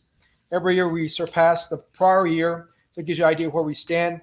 Again, we're still in September, so I don't have September amounts, but we already surpassed last year's collections. And then 23 gives you a better idea of where we are. So for instance, on page 23, these are the percentages. Again, these 2 pages are from the tax office. So for instance, in tax year 2022, that first column, you have 90%. That 90% of those taxpayers who paid that 2022 tax year by end of June. So 90% paid their tax. We're now, our goal is to get those 10% as close as we can to 100%. So that's as of June 30th. Even a better idea. So in 2021, 83.2% paid the 2021s before turnover.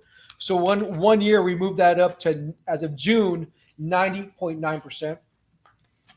In 2020,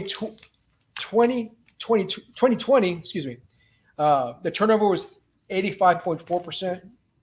Within 2 years, as of June 30th, we moved that to 95.1%. 2019 was 84.9%. After 3 years, we moved that to 96.6%. Now we have those under litigation, but we try to get as close to 100% as we can. We have those tax deferrals. You have a lot of tax deferrals. Over 65, disability deferrals. Anyone with a deferral, a disability exemption, over 65 exemption, military deferral, they're exempt and we cannot file suit. And then we have those under litigation. That concludes my presentation. Any questions? Councilman, any questions for Mr. Rocha?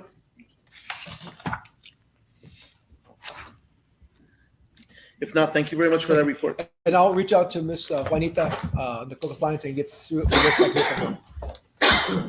Thank you. Thank you. Moving on to item number 13, report and presentation by Ernie De La Rosa with Areas Consulting on economic strategy planning progress.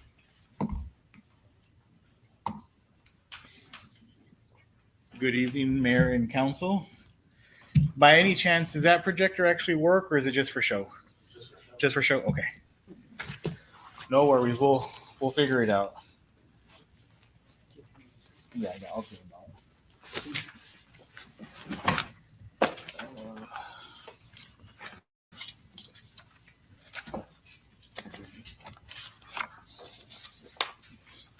I'm gonna start by giving you guys some handouts that I wanted to show you on there, and I'll explain a little bit what they are. Pretty good. Good. ¿Cómo está? How you doing, Ernie? Pretty good.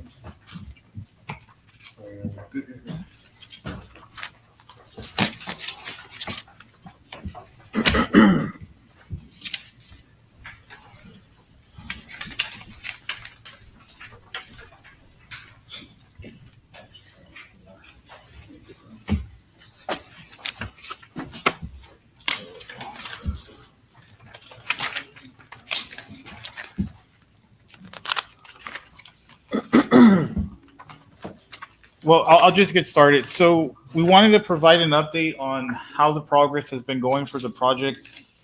We've completed 2 major milestones thus far, which is the online survey and the open public town halls and focus groups that we had. So we had a business focus group, we had a community focus group, and we had a open town hall meeting, which were actually pretty good. So for the business focus group, we had 3 individuals show up representing 3 organizations.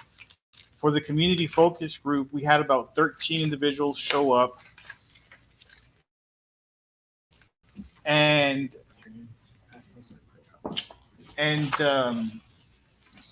sorry, I'm just trying to get my bearings over here. And they were productive. So we had a lot more folks than what we thought. We're going to show up for the town hall meeting, which was really good. We had a lot of good comments, a lot of good responses. And they pretty much echoed what was being said on the survey, which is what I'm passing out right now. So part of the survey was several different components that came up, and you'll see the survey results on the presentation, but these are actually the comments that people actually got to write to express what they were feeling as far as the direction of the city, what was important to them, what needed to be addressed, things of that nature. So it's been a good process thus far. And I'll, John, if you can just kind of highlight a little bit about the town hall while I finish passing these out. Sure. Like Ernie said, we had quite a few participants. There was a lot of good discussion that we had during the town hall, valuable input. You know, one of the telling things, and it's a slide in Ernie's presentation, that people are engaged. They want to participate, or I'm sorry, they wanted to participate, and they gave a lot of feedback during that town hall. We saw a lot of you council members there, city manager, staff, even the county judge. So it was nice to see those individuals there. It was a telling slide that you know, our purpose here is to do an strategic economic development plan for the city of Cotulla. And it was very clear that quite a bit of the money, or what I would say is lost revenue for sales tax, is being spent in other communities up and down the I-35 corridor, all the way to San Antonio. There's a lot of entertainment that goes that direction. There's a lot of shopping, home good purchases. And a lot of the feedback that we got was definitely based on the desire for some sustainable economic development growth within the community. And then to develop a plan that can be data-driven to approach and promote, you know, solutions, whether it be growth, leverage regional strengths. You have a wonderful airport, biggest in the region, that has the capability of expanding. You've got access to the I-35 corridor and railway systems from Laredo, you know, all the way out, all the way across the United States. There's a quality of life that residents desire here. And really, quite frankly, it requires a collaboration among various stakeholders on how we continue to do this, how we continue to monitor and adjust to ensure that we have success.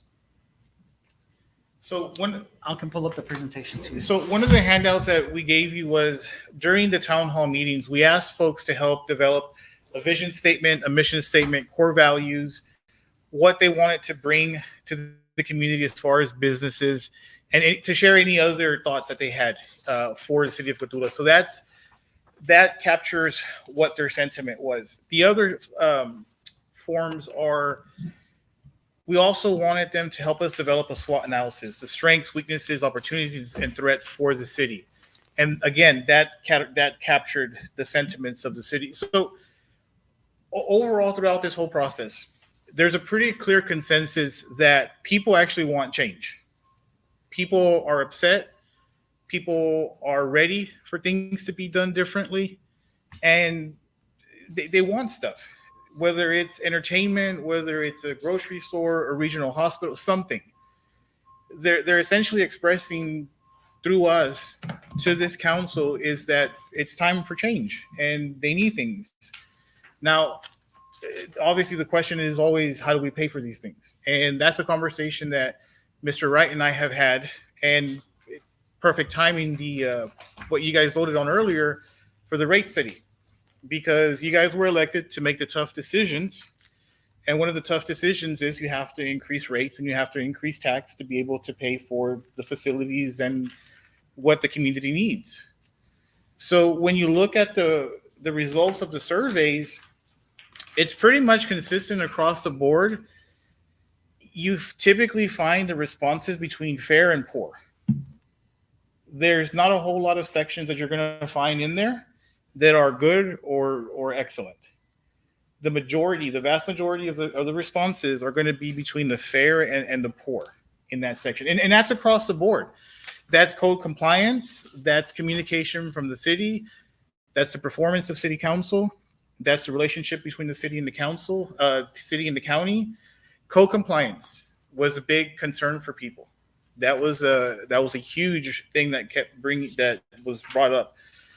The lack of quality of life. No parks, no recreation, no activities for the children, no entertainment, no restaurants. One of the activities that we did at the town hall meeting was actually, where does your sales tax dollars go?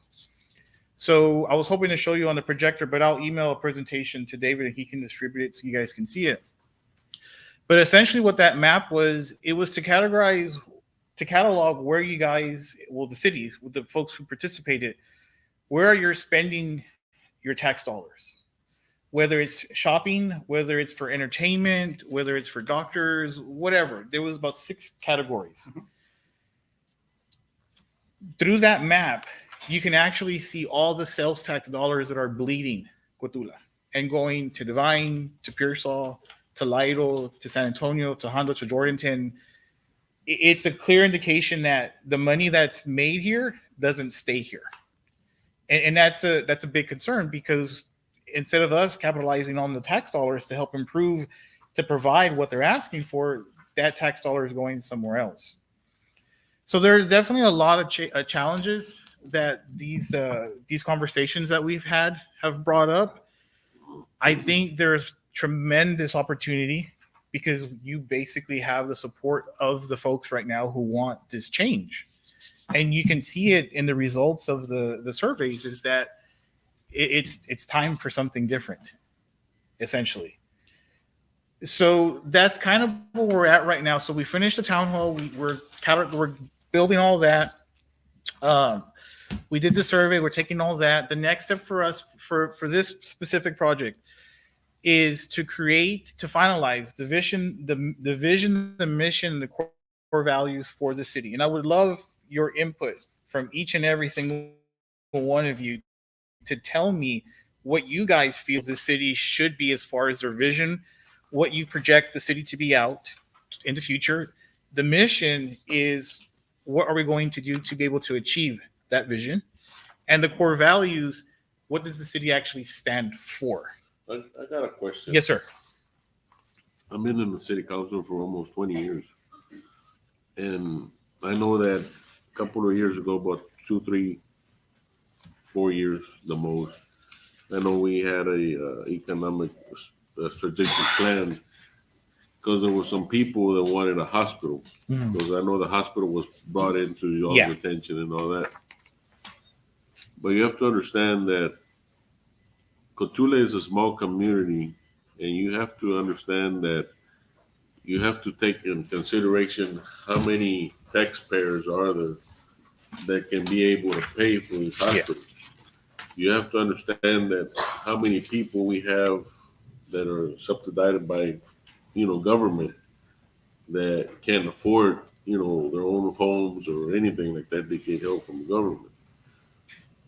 What I'm scared of is being elected official by the people of Cotulla. And you already saw where Mr. Ronald Rocha, he's an attorney for the taxes, that there's so many people behind on taxes that can't afford the taxes. My question is, if that hospital cannot be paid by itself, automatically there's going to be a hospital tax added. Yeah. And is the people of Cotulla be able to afford another tax? We already have county tax, we have a city tax, we have a school tax, we got a water tax. But I've seen other cities similar to Cotulla Yeah. that they had a hospital and they got added another tax, the hospital tax. And sometimes these people can't be able to afford. And the other question is, we can't even, we have a nursing home right now, and it's great to have a nursing home, but we don't have the people to run it. Yeah. That's where my questions are. And plus, where you have, I think, South Texas Rural Health Clinic here, we have people going there and, to see, and it's, where you can, how much you can afford, Yeah. depending on your income is. And the thing is that I don't want to have another tax added for these taxpayers, something that we, because basically I see, and I'm going to be sincere, when you go see a doctor, say you go in emergency to an ER in Pearsall, I'm going to use Pearsall. Basically, you want just to get your attention right there, and the first thing you're going to do is run where? San Antonio, Laredo. And the thing is that a lot of those people in small towns are not going to stay in and give that money to the hospital here. Yeah. You understand where I'm Yeah. coming from? No, yeah. We do already have a foot inside the hospital already, right? The what? I'm sorry? We already have a foot inside of a hospital already, right? We're already in that direction, right? So to me, I'm gonna say it because I am told by the people, I am the voice of the people, and I will speak up for them, and they want to move forward. We want to move forward. I speak up for our kids, families that are poor, they cannot afford an ambulance because it's another bill added up to it. We cannot be afraid. We got to move forward. What about the drive, a heart attack or something? Yeah. What about them? I don't want to suffer half an hour. I want our parents to live. I want our oil field to get attended fast. People has reached out and asked me because I'm active on the council. I'm very active, and I hear Cuate this, Cuate, hey, what about this? What about HB? What about Walmart? What about a hospital? Hospital is very. We need something. We need something that's 24 hours. I hate driving to Pearsall. I hate it. I want to move forward. Depends on our tax, yes, but there's ways. There's ways we can work with this. I always speak about that box right there. A box. We gotta step out of that box. We cannot be afraid. We gotta move forward. If we don't do it now, that's it. I'm here for the people. I'm here to move forward. I am not afraid. There's a lot of people, old people. We can also work with the elderly.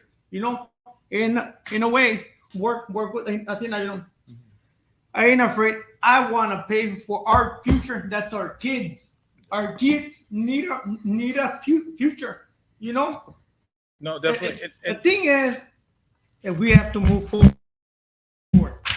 No, and that's a good point. And Councilman, to address your specific concern, so there's a few things in there. And forgive me if I got the numbers wrong, but the overall valuation of Bear County, that's where I live, of LaSalle County is $7.855 billion. That was just certified this past June or July. So $7.855 billion. Roughly around 220 million of that is specifically for the city of Cotula, within the city. The tax would be a tax that would be taken to election by the commissioners. That would be a county-wide tax. So the bulk of that tax would actually come out from outside of the city, outside the city limits. So back in 2015, when this whole process started, they were looking at close to a $40 million hospital, which was fantastic. I was able to get the documents. It was an incredible facility. They were looking at a 25 per $100 tax rate.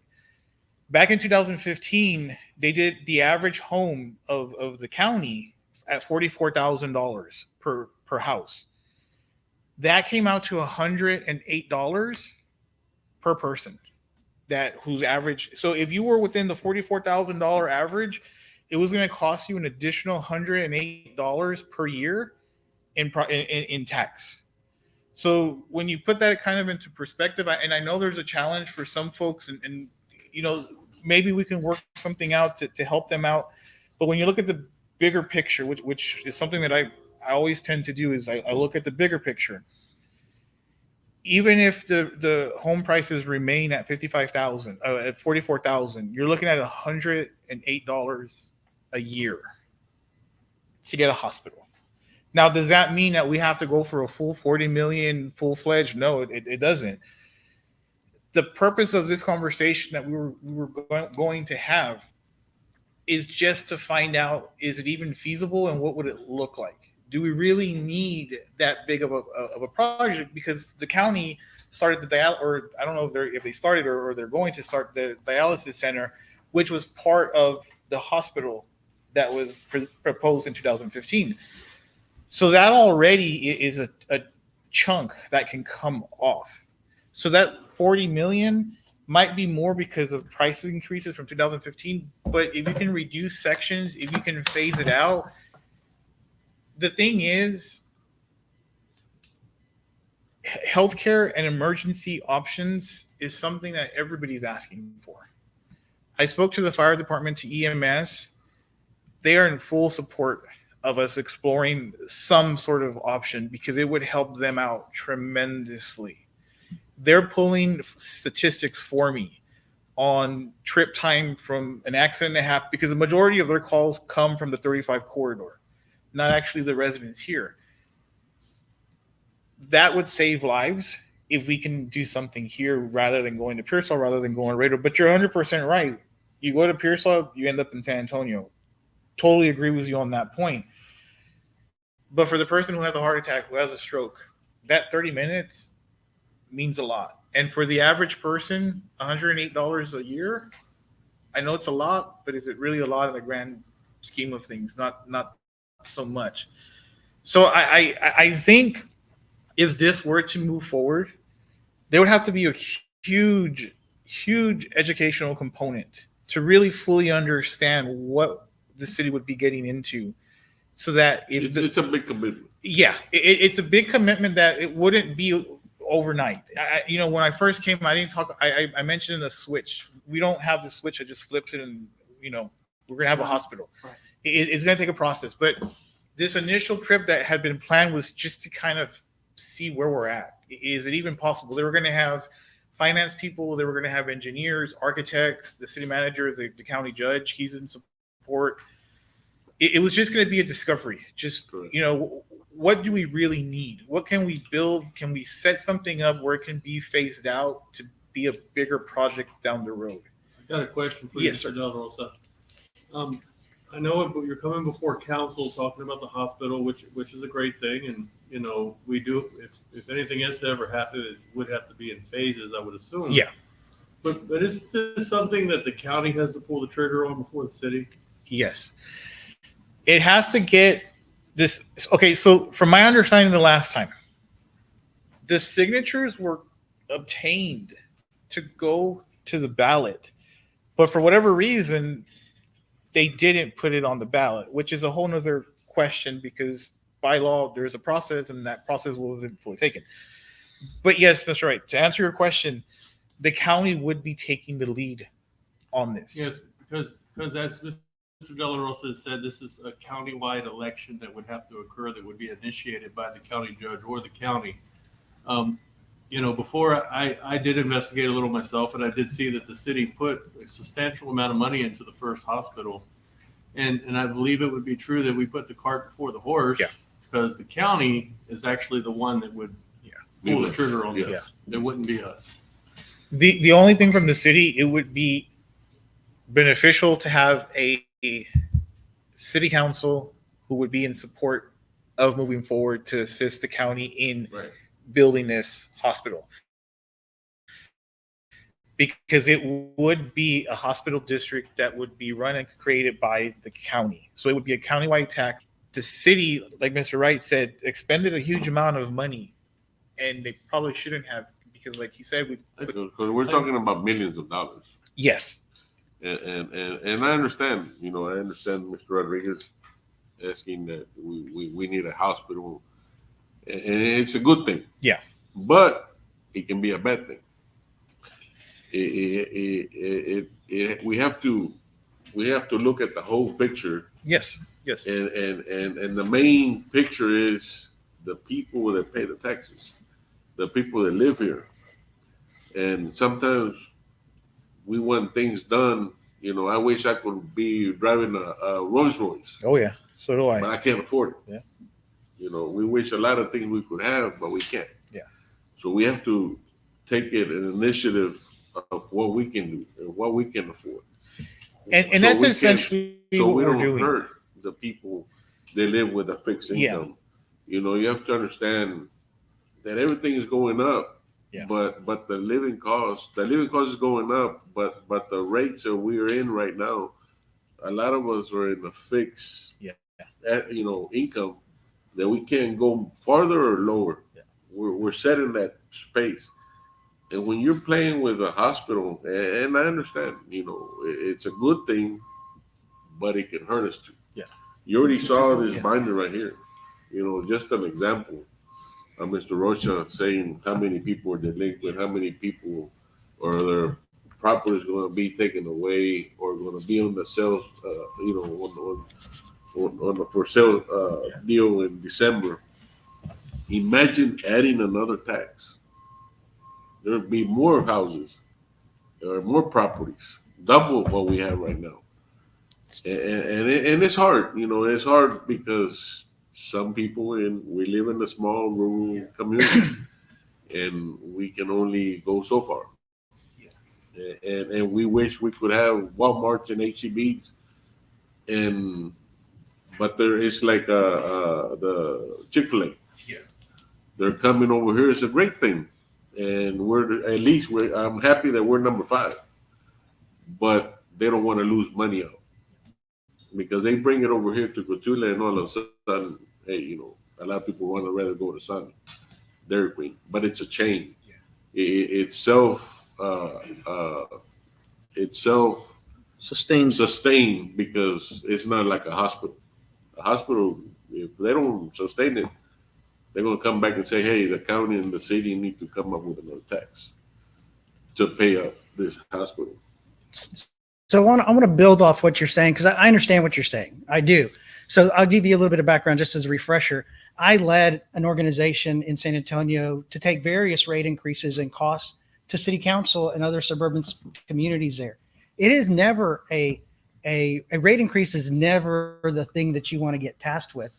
But I'll tell you that ultimately, when you weigh the pros and cons of it, if you don't reinvest back into your community, whether it be a tax or a voter-driven initiative, because this would ultimately, if council's doing the will of the people came out and forced to tell us, and we notated it, give us some type of, we want better healthcare. We want a better well-being for our community. And it doesn't have to be a $40 million hospital like was proposed before. It can be in steps, even a minor medical center. To be in the center, I thought about this a lot because part of my task is to be in the center, in the middle. It came to me in my mind is that why doesn't the city elaborate on the expertise we already have in the community? You know, why don't we do that? We have entities here currently that operate during the day, and why, you know, as far as healthcare, why aren't they approached to say, hey, you know, we may want urgent care, or we may want a 24-hour service here in Cotulla, you know, and I know I hear what all the council says, and I hear what everyone says, you know, and I think that those baby steps is where we need to start. I know we want the best and we want everything, but we may need to start there. So within the scope of what a strategic economic development plan is, this is part of it. Then there's the implementation part that comes with what comes first, the short, mid, and long-term goals that the council wants achieved out of that plan. So let me say that's comprehensive. Salaries were discussed. The wage income in Cotulla was discussed, and one of the things that was talked about was what could the school district do with enhanced vocational training? What are the area community schools, whether they be in San Antonio, Laredo, South Texas, what can they offer from a technical standpoint and from a vocational standpoint to keep young men and women that are graduating from high school here in the community for good paying jobs? You know, oil boom was good. It slowed down. Is it picking up again? Yes. But how can they get the training necessary to be workforce ready? So that's another aspect of it. And then if again, during the implementation phase, if there are other, enhancements to the quality of life, the term HEB was used, the term Walmart was used, and it wasn't necessarily in the sense of a huge super HEB or something. Maybe it's the baby steps, because again, this is the roadmap, and then there's the implementation part that will come later. So again, and it's not just the city of Cotulla that will participate possibly in some type of medical facility. And again, those partners have to be drawn to the table because it's a collaborative effort. We are merely reporting back what the community told us, what the community noted, because it was a very elaborate work session, especially during the focus groups and the town hall and the survey. Survey was very comprehensive. I think on average it took about 20 minutes per person to complete. We utilized the Postal Service to get out the town hall notes. And quite frankly, I don't know what the facility capacity is downstairs, but we were full. We had to pull chairs out of the back and lay them out for community members. The activities that we had for them were well respected. And I think the ones that they focused on was economic development, workforce development, health and wellness. Healthcare was in the order. One of the activities that we had was we gave everybody coins to create their own budget, and we gave 6 objectives: healthcare, economic development, quality of life, street maintenance, education, and public safety. First and foremost, by a landslide, was healthcare. That took number 1. A distant second was economic development, and then tied was quality of life, street repair, and then I forget the other ones. They came in. There was public safety was ranked a little bit lower. And education. Public safety was the lowest one. But the top 3, healthcare. It keeps popping up. Healthcare. That's why I keep harping on it, because that is something that kept coming up in the conversations. It won the activity, and on the survey, healthcare kept popping up. And then efforts towards economic development came up right after that, or a distant second. I understand the concern about the taxes. I do. Yeah, Don't get me wrong. My thing is, if it were up to me, if I were a council member, I would at least be open to the conversation of just entertaining the idea to see what it would look like. That doesn't mean you're committing, because remember, this is a county issue, not a city issue. But it would benefit if the city council can come to a consensus. I would be open to at least entertaining the conversation to see where it takes us. No commitment, but just to see what the numbers look like. Because at the end of the day, the bottom line is what's the number? What is that going to look like? Whether it's the tax rate, whether it's the actual cost, what it's going to be built. If you want to include local, fine, include local. There's no problem with that. But we're talking about and what the city's asking for, the community, not me, what the community's asking for is something much larger. If it were me, which I am going to recommend in the conclusion of this project, that's going to be one of the objectives, healthcare is to further expand on that. What that is going to look like at the end, I don't know, but that will be something that will be recommended to at least explore the opportunity. Now, you mentioned something about we don't have the people, and you're absolutely right. And I mentioned it because we have a beautiful nursing home, brand new, probably about what, 6, 7, 8 years old. And the sad part is we can't even mend it. Yeah. You know, and say we get to this big hospital that we're talking about. How are we going to mend it? Yeah. Or doctors going to want to move to Cotulla? Or nurses going to want to move to Cotulla? Or you going to say, hey, this is Dr. John Doe. This is my primary doctor. You go to Pearsall. One day you might see one doctor, John Doe, and a week later, John Doe is not there no more. He's not contracted anymore. You see another doctor. So my concern is people want to have to say, hey, this is my doctor. Yeah. I go to Dr. So-and-so. And the big question is, you know, is the people going to be able to afford to run this hospital? Is Cotulla be able to afford to run this hospital? And there's multiple things on that. One of the primary challenges, and whether it's an HEB or Walmart, whatever, one of the primary, if not the primary obstacles that we face is housing, a lack of housing. That has to be addressed first and foremost, because if you don't have people, if you don't have somewhere for them to stay, they're not going to come. Correct. The second thing that Mr. Wright and I have talked about is quality of life. There is nothing for them to do here. That is part of this process, is to figure out how can we attract people to come down here. Now, there are a lot of grants out there that we can help push to your grant writer to say, for this project, there's this grant. For this project, there's this grant. But we need your help to get your support to finalize what those objectives are so that we can go out. Perfect example, coming down 35, on the left-hand side, right across the prison in Dilley, it says Dilley is gig certified. That means Dilley has high-speed internet. That was one of the things that people were complaining about, is that the internet here is not as strong. You bring in a hospital, you bring in an HEB, if you don't have strong broadband, it's not going to work.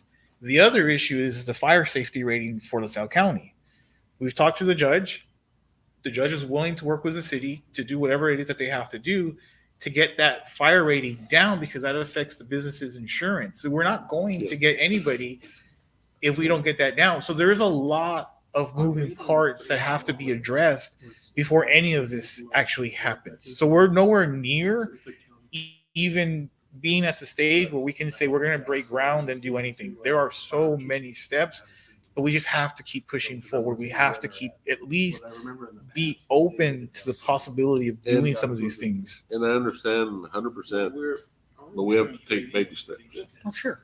We can't just go in and say, hey, we're going to build a $40 million hospital, because there's consequences between, you know, after that. And my concern is, you know, that's where the taxpayers, the people, you know, we're setting a certain income. A lot of people are just certain on a fixed income. And I don't want to see more properties. I don't want to see more people losing their homes to taxes when there's no need to.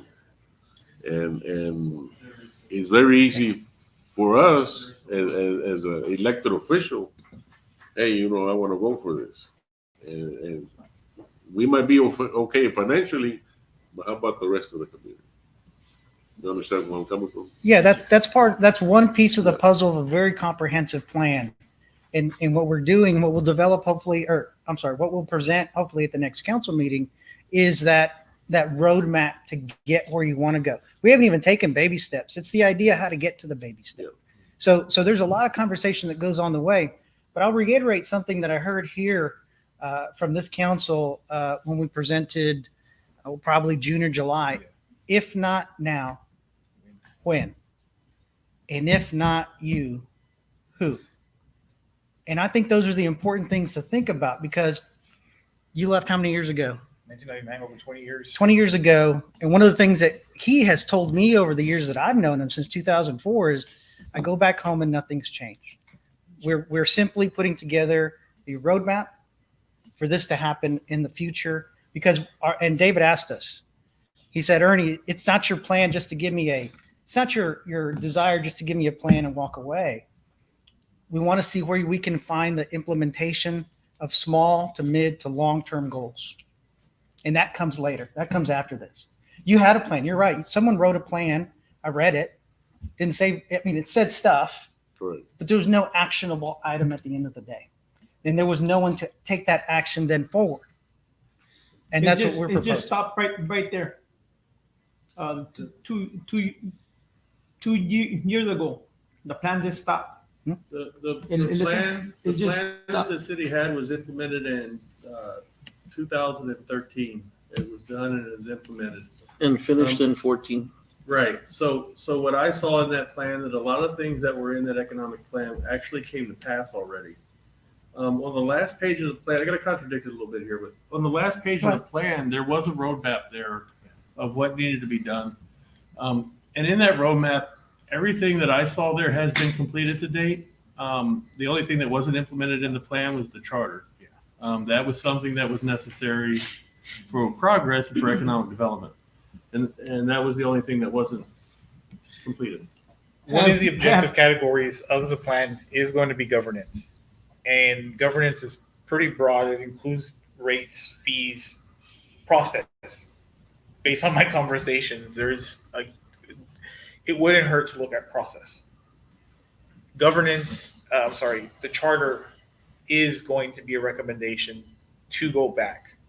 Now, I might have a different opinion on how that gets done, but the recommendation will be that the charter go back to council at the appropriate time. To the voters at the appropriate time, because it is a valuable tool to have for economic development. So that will be part of the recommendation. And again, you know, a charter is good,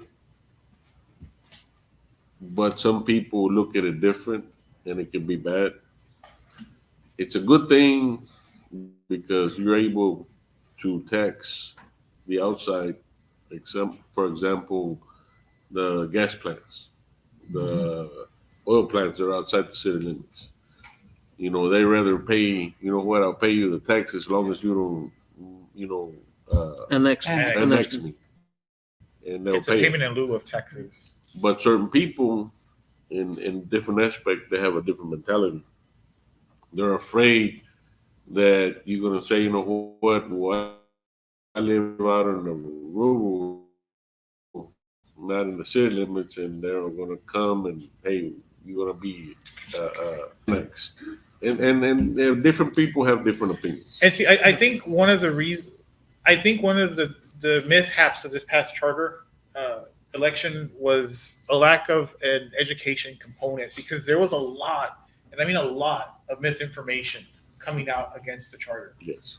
And I think in this go around, at the next available opportunity, there has to be a clear, concise public education component to let people know you can't just annex somebody here because you want to. Yes. There is a process that you have to Correct. fall in line.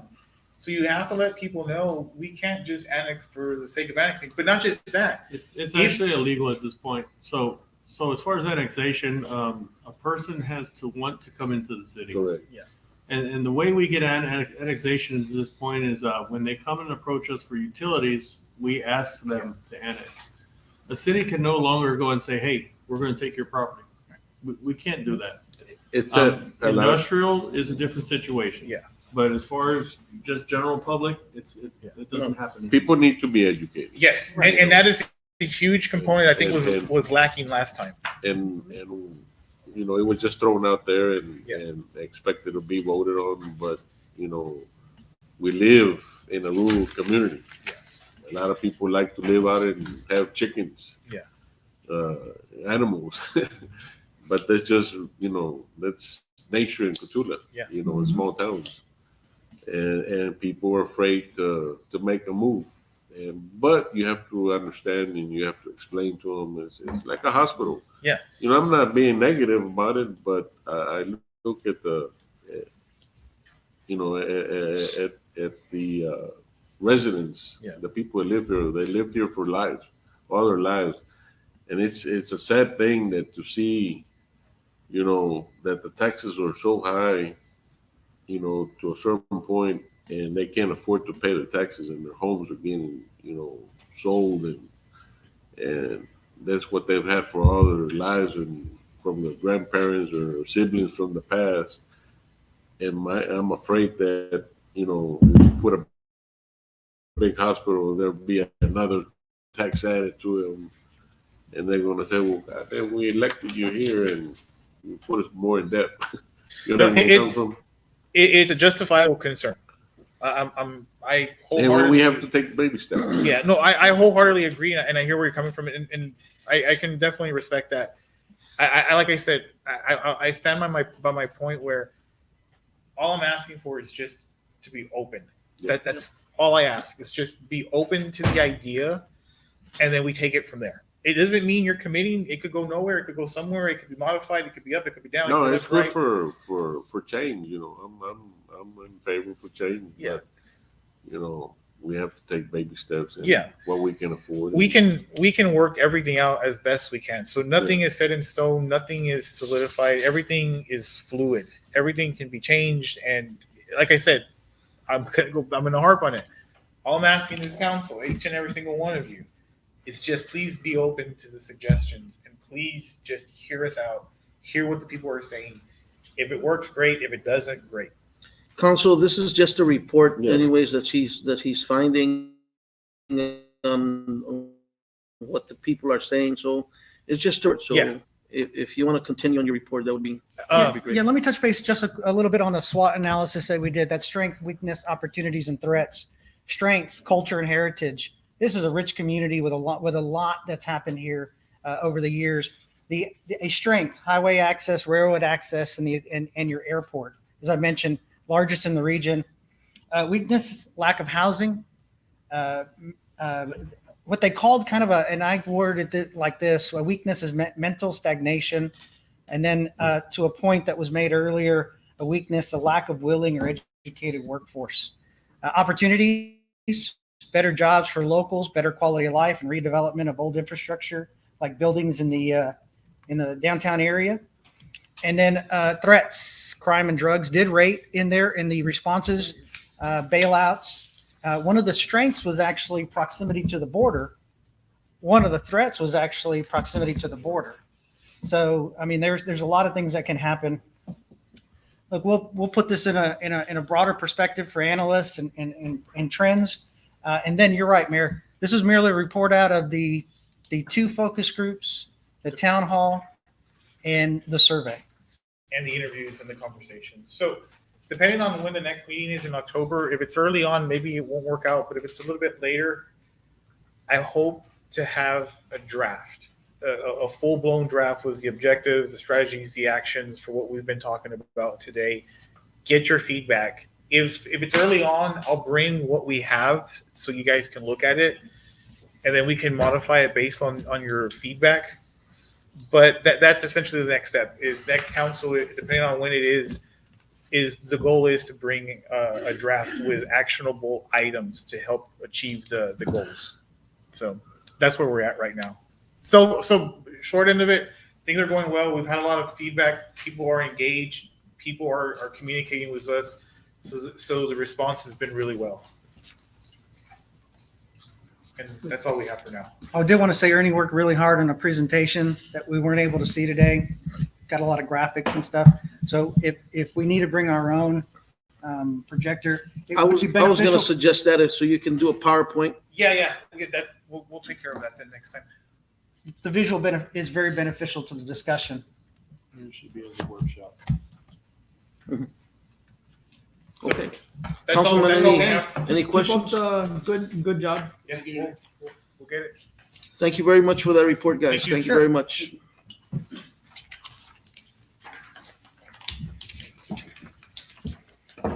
Moving on to item number 14, discussion and possible action on the task order submitted by CBM Smith for Department of Public Works and Engineering automatic meter reading water meter replacement project in the amount of $36,000. David, is that what you had talked about last time? No, well, we have talked about it in the past when Mr. Dovalina was here. Yes, we did. This project, the staff is asking to move forward on. We have $1.2 million from Texas Water Development Board, which is our grant and it's either our grant or our forgiveness that we haven't utilized yet. So this is going to be considered a new project, and what we're trying to do is we're trying to eliminate human error in the meter reading process. When this first came to council several years ago, we were looking into a company called Master Meter, which would have the same type of technology. Master Meter, over having them in the ground, doing a test run, we found that we had a lot of errors and a lot of problems with the metering system. The digital meters, specifically 2-inch meters, which was on a lot of commercial buildings, they were battery powered. And with the heat of the water, it was burning up the batteries in those meters. Around 2017, I talked to a company, Ken Strepp, or Secure Vision of America is the name of the company. And they also offered a digital meter. And at first I blew them off because our water's hot. And I said, you know what? It's going to happen. It's going to burn up. It's going to have a problem. It's going to be the same thing we had with Master Meter. So the company offered me 10 meters. Said, here, they're free. Take them, put them in your system. We did that. We installed all 10 of them. A year passed, no problems. 2 years passed, into 19, no problems. We started purchasing meters from Secure Vision of America and installing them all through the city, commercial, residential, all different areas. And we have found since 2019, 2020, we've had zero of their meters have any issues with our water and the temperature of our water. There was a lot of skepticism because of what was happening with Master Meter. But Temperature of the water. The city has found a company that is going to warranty. They give a 10-year warranty on their battery, and that is actually working in our system. So we were looking to move forward with the radio read meter system. It will not require somebody to physically read the meter anymore. They'll drive by. They're going to have a tablet or a laptop. The reading goes directly to the laptop, and they go through the whole city, and then what's on the laptop automatically populates to the billing. At that point, the bill could be issued directly off of what it's reading. At that, I still have skepticism. So, as far as having staff do spot checks and watching and seeing what happens, we would still do that forever, in my opinion. We would always do that. This software will tell us that if a person has a leak, it's able to detect it because it will see water running 24 hours. It will send us an alert to where we can notify the customer, hey, you got a leak.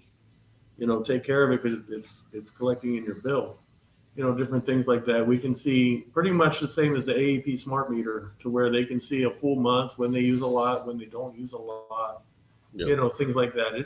It'll tell you everything. Will you be able to cut their water? We would have to physically do that. So not that aspect of AEP. We would have to physically do that part. So it has worked for us. We have grant money for it, and staff's asking if we could proceed. I will say that I have a preliminary estimate to replace all meters in town, which I don't have to replace all of them because we already have purchased a decent amount, and I think the max of it was $570,000, and we do have $1.2 million available. Excellent. Councilman, any questions on item number 14? If not, it's the first motion to approve item number 14. Make a motion. First motion by Mr. Ayala, second by Mr. Rodriguez. All in favor, say aye. All opposed, say nay. Now, after Motion the carries. after the engineering portion is completed, we will come back to council with a recommendation and an actual firm price of what it would cost. I did leave out one part. We are not looking to hire a contractor to do this. We are looking to do a force account to where we're going to have city staff replace the meters. City staff is well aware of the conditions of, lines and different things like that. And I think it would be more feasible for staff to do it. And it is a fairly easy operation. Would we be able to replace some of those lines that are old at the same time before we put a new meter, or? Yes, on our, a lot of your lines on the newer roads have been replaced. It'll be some of your areas that have older roads, is where you're gonna have older lines. Excellent. So service lines would be able to be replaced, or anything that we need to do to take care of it. Perfect. Beautiful.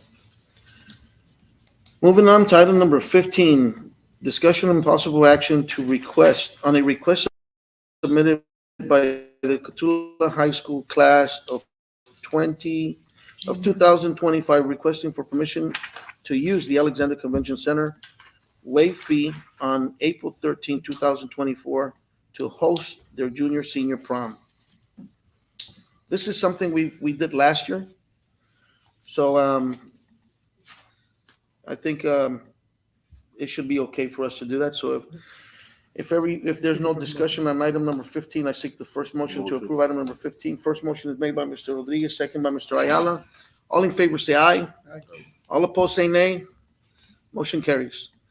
Moving on to item number 16, discussion of possible action on a request submitted by All Colors Cancer Walk Incorporated, asking for sponsorship for the 6th annual Cancer Walk.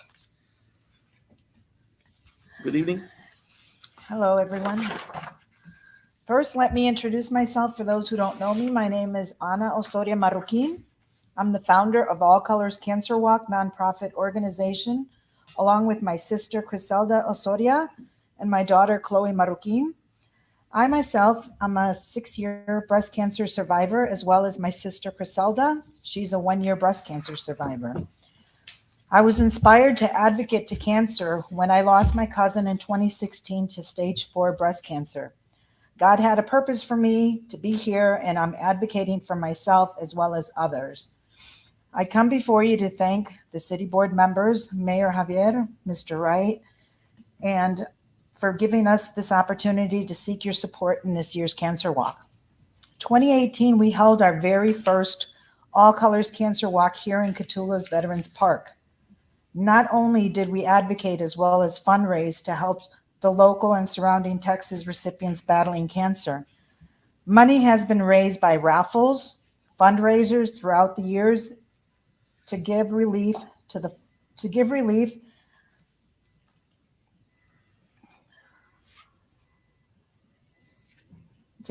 with their financial burdens accumulated due to their illness. All Colors Cancer Walk has helped over 30 cancer recipients since 2018, adding an additional 7 new recipients this coming year. Over the years, this cancer walk has grown tremendously, and Cotulla residents, along with the surrounding areas ranging from Houston, East Texas, San Antonio, Laredo, Dilley, Pearsall, Carrizo Springs, Charlotte, and even Illinois can attest to that. Those are just some of the cities we have helped over the years. Every year, Cotulla residents look forward to walking in honor of a loved one lost to cancer, someone battling cancer, or a survivor. I can tell you, it has not been easy raising funds to help all these people. In recent years, due to the lack of support from some of our community leaders and some larger business owners, I have considered throwing in the towel and just quitting, but for some reason or another, I will randomly run into a person and have them say to me, how grateful what you guys are doing, that you guys are out there helping and someone to look interested in helping those with cancer. God definitely has a plan for me to continue. All Colors Cancer Walk has no financial gain for advocating and bringing this cancer walk to the community of Cotulla, other than to help give support to the families as well as some of the financial relief during their difficult time. I believe everyone in this room has been affected some way or another by cancer, whether it's a family, a friend, a neighbor, a coworker. Cancer does not discriminate. My sole purpose is to give a sense of relief during their difficult time. People travel year after year all over to attend this event. They stay here in the local hotels. They eat at some of the local restaurants. They spend money at our local shops and stores. I believe that All Colors Cancer Walk not only brings awareness, but also revenue to the local businesses. I'm asking for your help in this year's donation for our Cancer Walk that's taking place September 30th. I want to thank you again for your time and this platform to tell you about our nonprofit organization. Ms. Anna, do you hold a 501c3 form? We are a nonprofit. We are a nonprofit organization. We have, the way it was put in as a corporation. So we're able to apply for grants or apply, but as far as, Yeah, she's qualified. Yeah, it's just that most of the times, nonprofit organizations, they get an IRS form saying that they are exempt, and it's called a 501c3 form. Also, they're allowed to receive donations, right, especially over a certain amount, 5,000, yes. 10,000. Yes, correct. Yeah. So that's what I was asking. Yes. So the presentation and the letter, I know that you're looking for a donation from the city of Cotulla, but what is the nominal amount that you're looking for? I didn't put a nominal amount because of the fact I didn't know what your budget had. I had gone to several communities this year as far as, like I went to Stockman's Bank, I went to Gaddis Pharmacy. In the past years, I wasn't going to the bigger businesses or out there. I think I was just a little intimidated about that.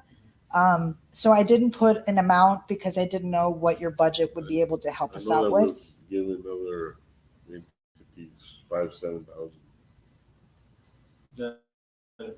That's correct. We have given out around that dollar amount. Yeah, we. In your package, there's a little like. There's a level, there's levels in. Yeah. One thing I need to bring up about this, and it's gonna prove true to all hot tax. I've had consultation with our city attorney on the hot tax dollar amount. And I do want to say that hot tax is meant to be a reimbursable donation. I know in the past that hasn't quite happened that way, but I do want to follow what our city attorney has recommended to us. And any dollar amount that we donate, it would be a reimbursable amount. Mhm. So that I would have to have a receipt and some kind of itemization of what you've done.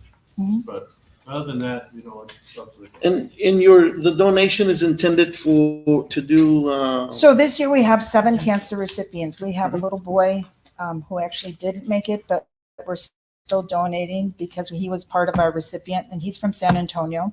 We have one of our board members who comes every year all the way from East Texas, and she comes and helps us. And because of her help, she's also able to help someone in her area. So because of her coming all the way down, so we're helping somebody in East Texas. And then we've got the majority this year all from Cotulla. So our donation, is that going to be used to distribute amongst Yes. those people? So what or- we do, every year we've been raising money on our own. Like, it's a job for us. We're not getting paid for it. Right. So everything that we raise, like throughout, it starts come January till the end. Every year it's been October, but this year we pushed it a week early in September. So everything that we've raised gets divided among those 7 recipients, and some have medical bills. Some have gotten behind on their electricity bills. And so all the money that we give them, they are to use as they. So your hot tax has to put heads in beds for the hotels. She does that. So the advertisement aspect and things like that is what the money can be used for. Yeah, that's right. Are you going to advertise a lot? Because usually when we donate, the hot tax monies can only be used for like advertising, promoting the city, promoting your walk, and promoting the city. The city also has to be a sponsor. And if we were to give you a certain amount of money and you give it away, we might be in violation of our. For that, yes, we would be in violation. But that what I'm money trying to is- say is everything that like we've got people that come in every year from Houston. We've got people coming in from San And they stay at the Antonio. motels here. And they're Yes. using No, our we- facilities here. They're using, Yes. they're spending at least a couple days here. You know, they're coming in, they know the walk is Saturday morning. They're not going to come that Saturday. So they're coming that Thursday or Friday. There's been active for the past couple of years. I attend to some, and We just have to know and I because, think I it's mean- getting bigger and bigger. And it's I a good believe so. thing, you know. Yes. So I mean, I'm for it. You know. This is already Five. this is our 6th year. This will be 6 years now. Yes, And just a yes. couple years ago, I know the high school started the organization for October for breast cancer awareness. They're just focusing on just one cancer. We're focusing on all different cancers. And we've been around already 6 years. And every year, like I said, it's getting bigger and bigger. And people are more excited about it. People are wanting this. Doesn't I think in the past that was the money that was being raised was going back into the organization and not to the people. So I think that just kind of that strides, or it was something that a lot of people were disappointed in that. And I was just asking because the hot tax money has the limitation as to how it can be donated, and that was why. I mean, we're happy to help out. We're always wanting to help out anybody who does what you're doing, or even the community and stuff like that. So we're not doubting that we're not going to help. We are going to help, but we have to know. We just have to know where the funds go, because you're subject to get an audit from if you do it after a certain amount of time. Our city just randomly picks organizations and then they do audits, and they're going to want to know where those funds were or how those funds were used. Yes. But we have a way. We have a way to also donate other monies, so you can actually. So we can uh-huh. donate the same. The donate, yes. 5,000. Correct. I just wanted to give a quick side note Yes. on my sister that she actually does this and doesn't even live here in Cotulla. She does have a residence here, but she flies in here a month early to do this. And I mean, this event has gotten bigger and bigger. I mean, and I know it's a load on her. So I've helped as well with her. I know she gets to the point that like, oh my God, I can't do this on my own. So I started helping her. And of course, I ended up with breast cancer last year. So we're doing it together. But I wanted you guys to know that this is a big part of her, that she takes time out of her life to come here to Yeah. Cotulla and bring this together. And like I said, none of us get paid for it. No, None and of us we're get paid very for our grateful. time. We're not trying to Yeah. be confrontational. No, or I anything. get it. We're Yes, we're just trying to make sure the funds get used a certain Absolutely. way. That's all. I just wanted But- you guys to know that somebody that's actually coming and trying to bring stuff that, Yeah, you know, and it's, we're very thankful that you're here and that and what We you do, appreciate you. and we Yeah. really appreciate it. We You keep really up the do. good work. Yes. Good thing going on. Thank you. God So- has you there for a reason. That's what it's Yes, he for. does. Dave, you want to explain how those funds can be So if dispersed? yes, if it's coming from hot tax, it would generally have to be for advertisement, or it would have to be to bring people in to stay at the hotel. I mean, we can give you specifics in the office, but that's the gist of what it is. As far as a donation to an individual person for hot tax, that would probably be an issue. But to create your whole event, you'd be okay. Excellent. Yep. I believe that amount would be 5,000. So, Councilman, is there any further discussion? Second motion. If not, I seek a first motion by Mr. Rodriguez, second by Mr. Ayala. All in favor, say aye. Aye. All opposed, say nay. Motion carries. Thank you, ladies, so much. and Thank keep up the good work. thank you. Moving on to item number 17, a closed session. Mr. Technician, what is the time right now? It is 8:59, and we are now going into closed session.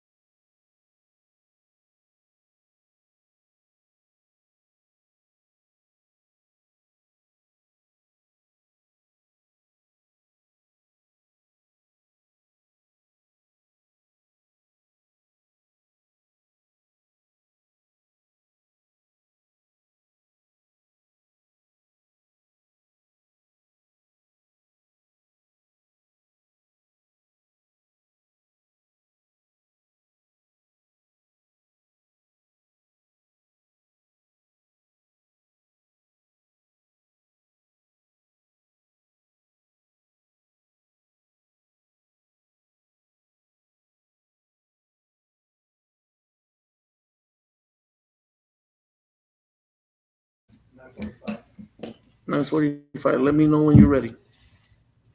All right, everybody, we're back into open session. In closed session, all we had was a discussion. Nothing was approved or voted in favor of. But line item B, interlocal agreement with TDCJ Shooting Range. Council, if you're seeking to move forward with that, I seek a first motion to move forward with the TDC Shooting Range. First motion is made by Mr. Hondo, second by Mr. Rodriguez. All in favor say aye. Aye. All opposed say nay.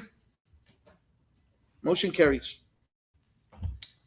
And I believe item number 19 is not listed, but it is to adjourn the meeting, and it is what now? Now what time? 9:46.